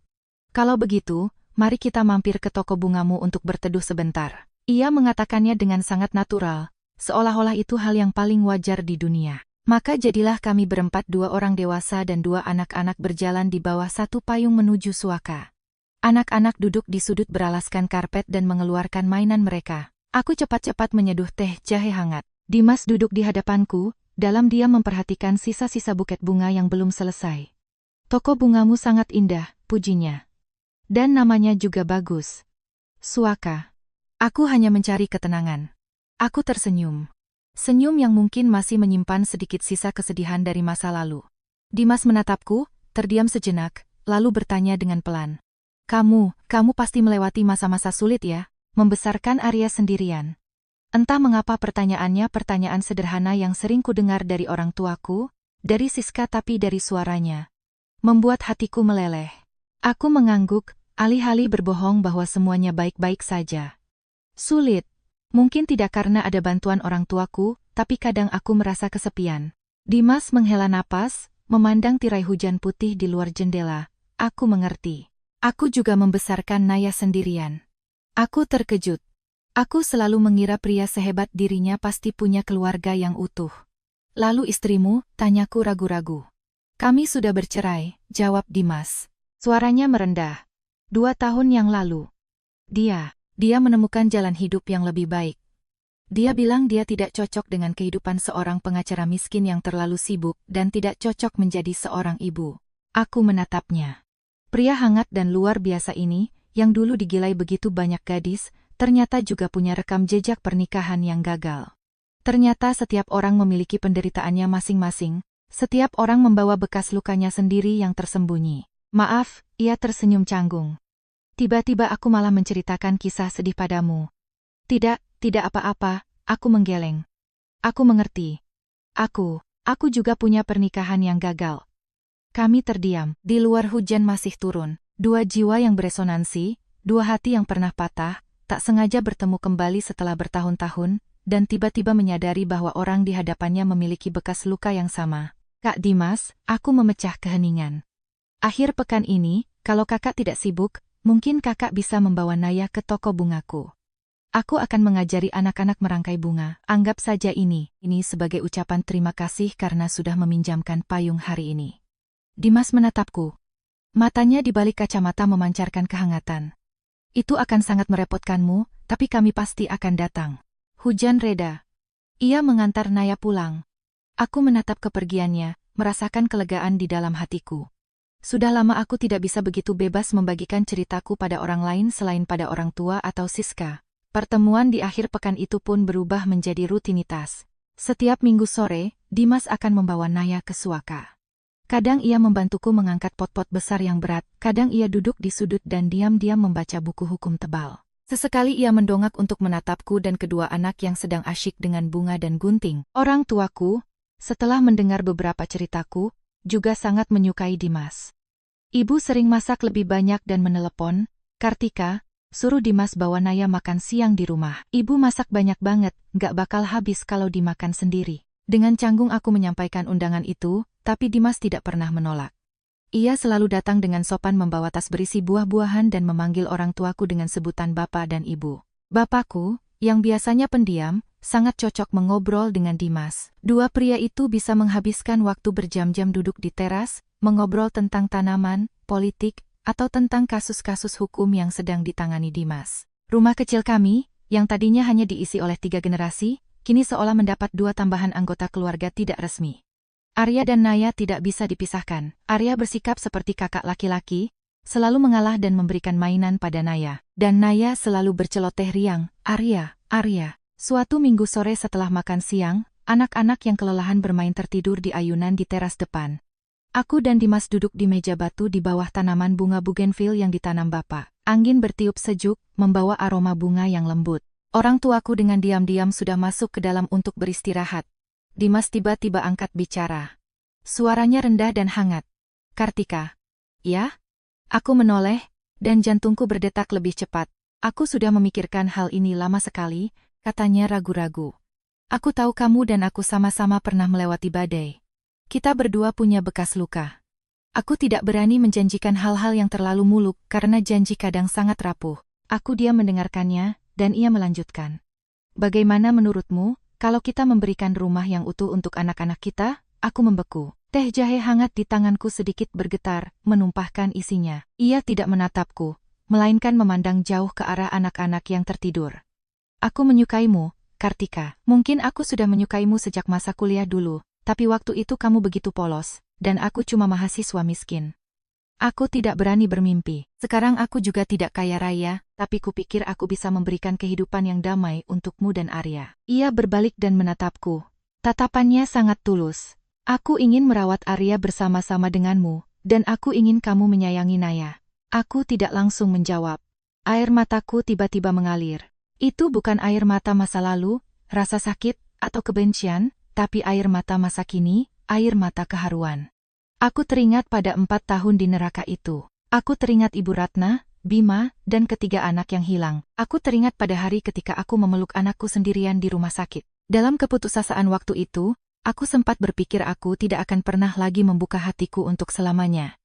Aku berpikir aku akan hidup seperti itu bersama anakku dan orang tuaku seumur hidupku. Namun kini, pria ini dengan sabar telah memasuki duniaku yang penuh duri. Ia tidak berusaha menyembuhkan bekas lukaku secara paksa. Ia hanya duduk di sebelahku dan menerimanya. Aku mengusap air mataku. Aku menatap Dimas. "Kak Dimas," kataku. Suaraku sedikit serak. Aku juga takut. Aku takut tidak pantas untuk bahagia. Aku takut pada masa lalu. Masa lalu itu kemarin, Dimas menyela. Ia berbalik dan menggenggam tanganku. Tangannya terasa hangat dan meyakinkan. "Hari ini kamu punya aku di sini, dan Arya punya Naya. Maukah kamu mencoba membangun keluarga baru bersamaku?" Aku menatapnya. Menatap matanya yang tulus di balik kacamata itu. Aku menatap Arya, lalu menatap Naya. Kedua anak itu sedang tertidur lelap, tangan mereka masih saling bertautan. Aku menarik napas dalam-dalam, menghirup keharuman bunga bougainville di udara. Setelah melewati begitu banyak badai, akhirnya aku melihat matahari. Aku mengangguk sambil tersenyum. "Iya, mari kita coba." Dimas meremas tanganku dengan lembut. Ia tidak mengatakan apa-apa lagi. Kami duduk diam di sana, menatap anak-anak yang sedang tidur. Aku tahu jalan di depan kami masih panjang, dan aku tidak tahu apa yang akan terjadi esok hari, tapi aku tahu, aku tidak lagi sendirian.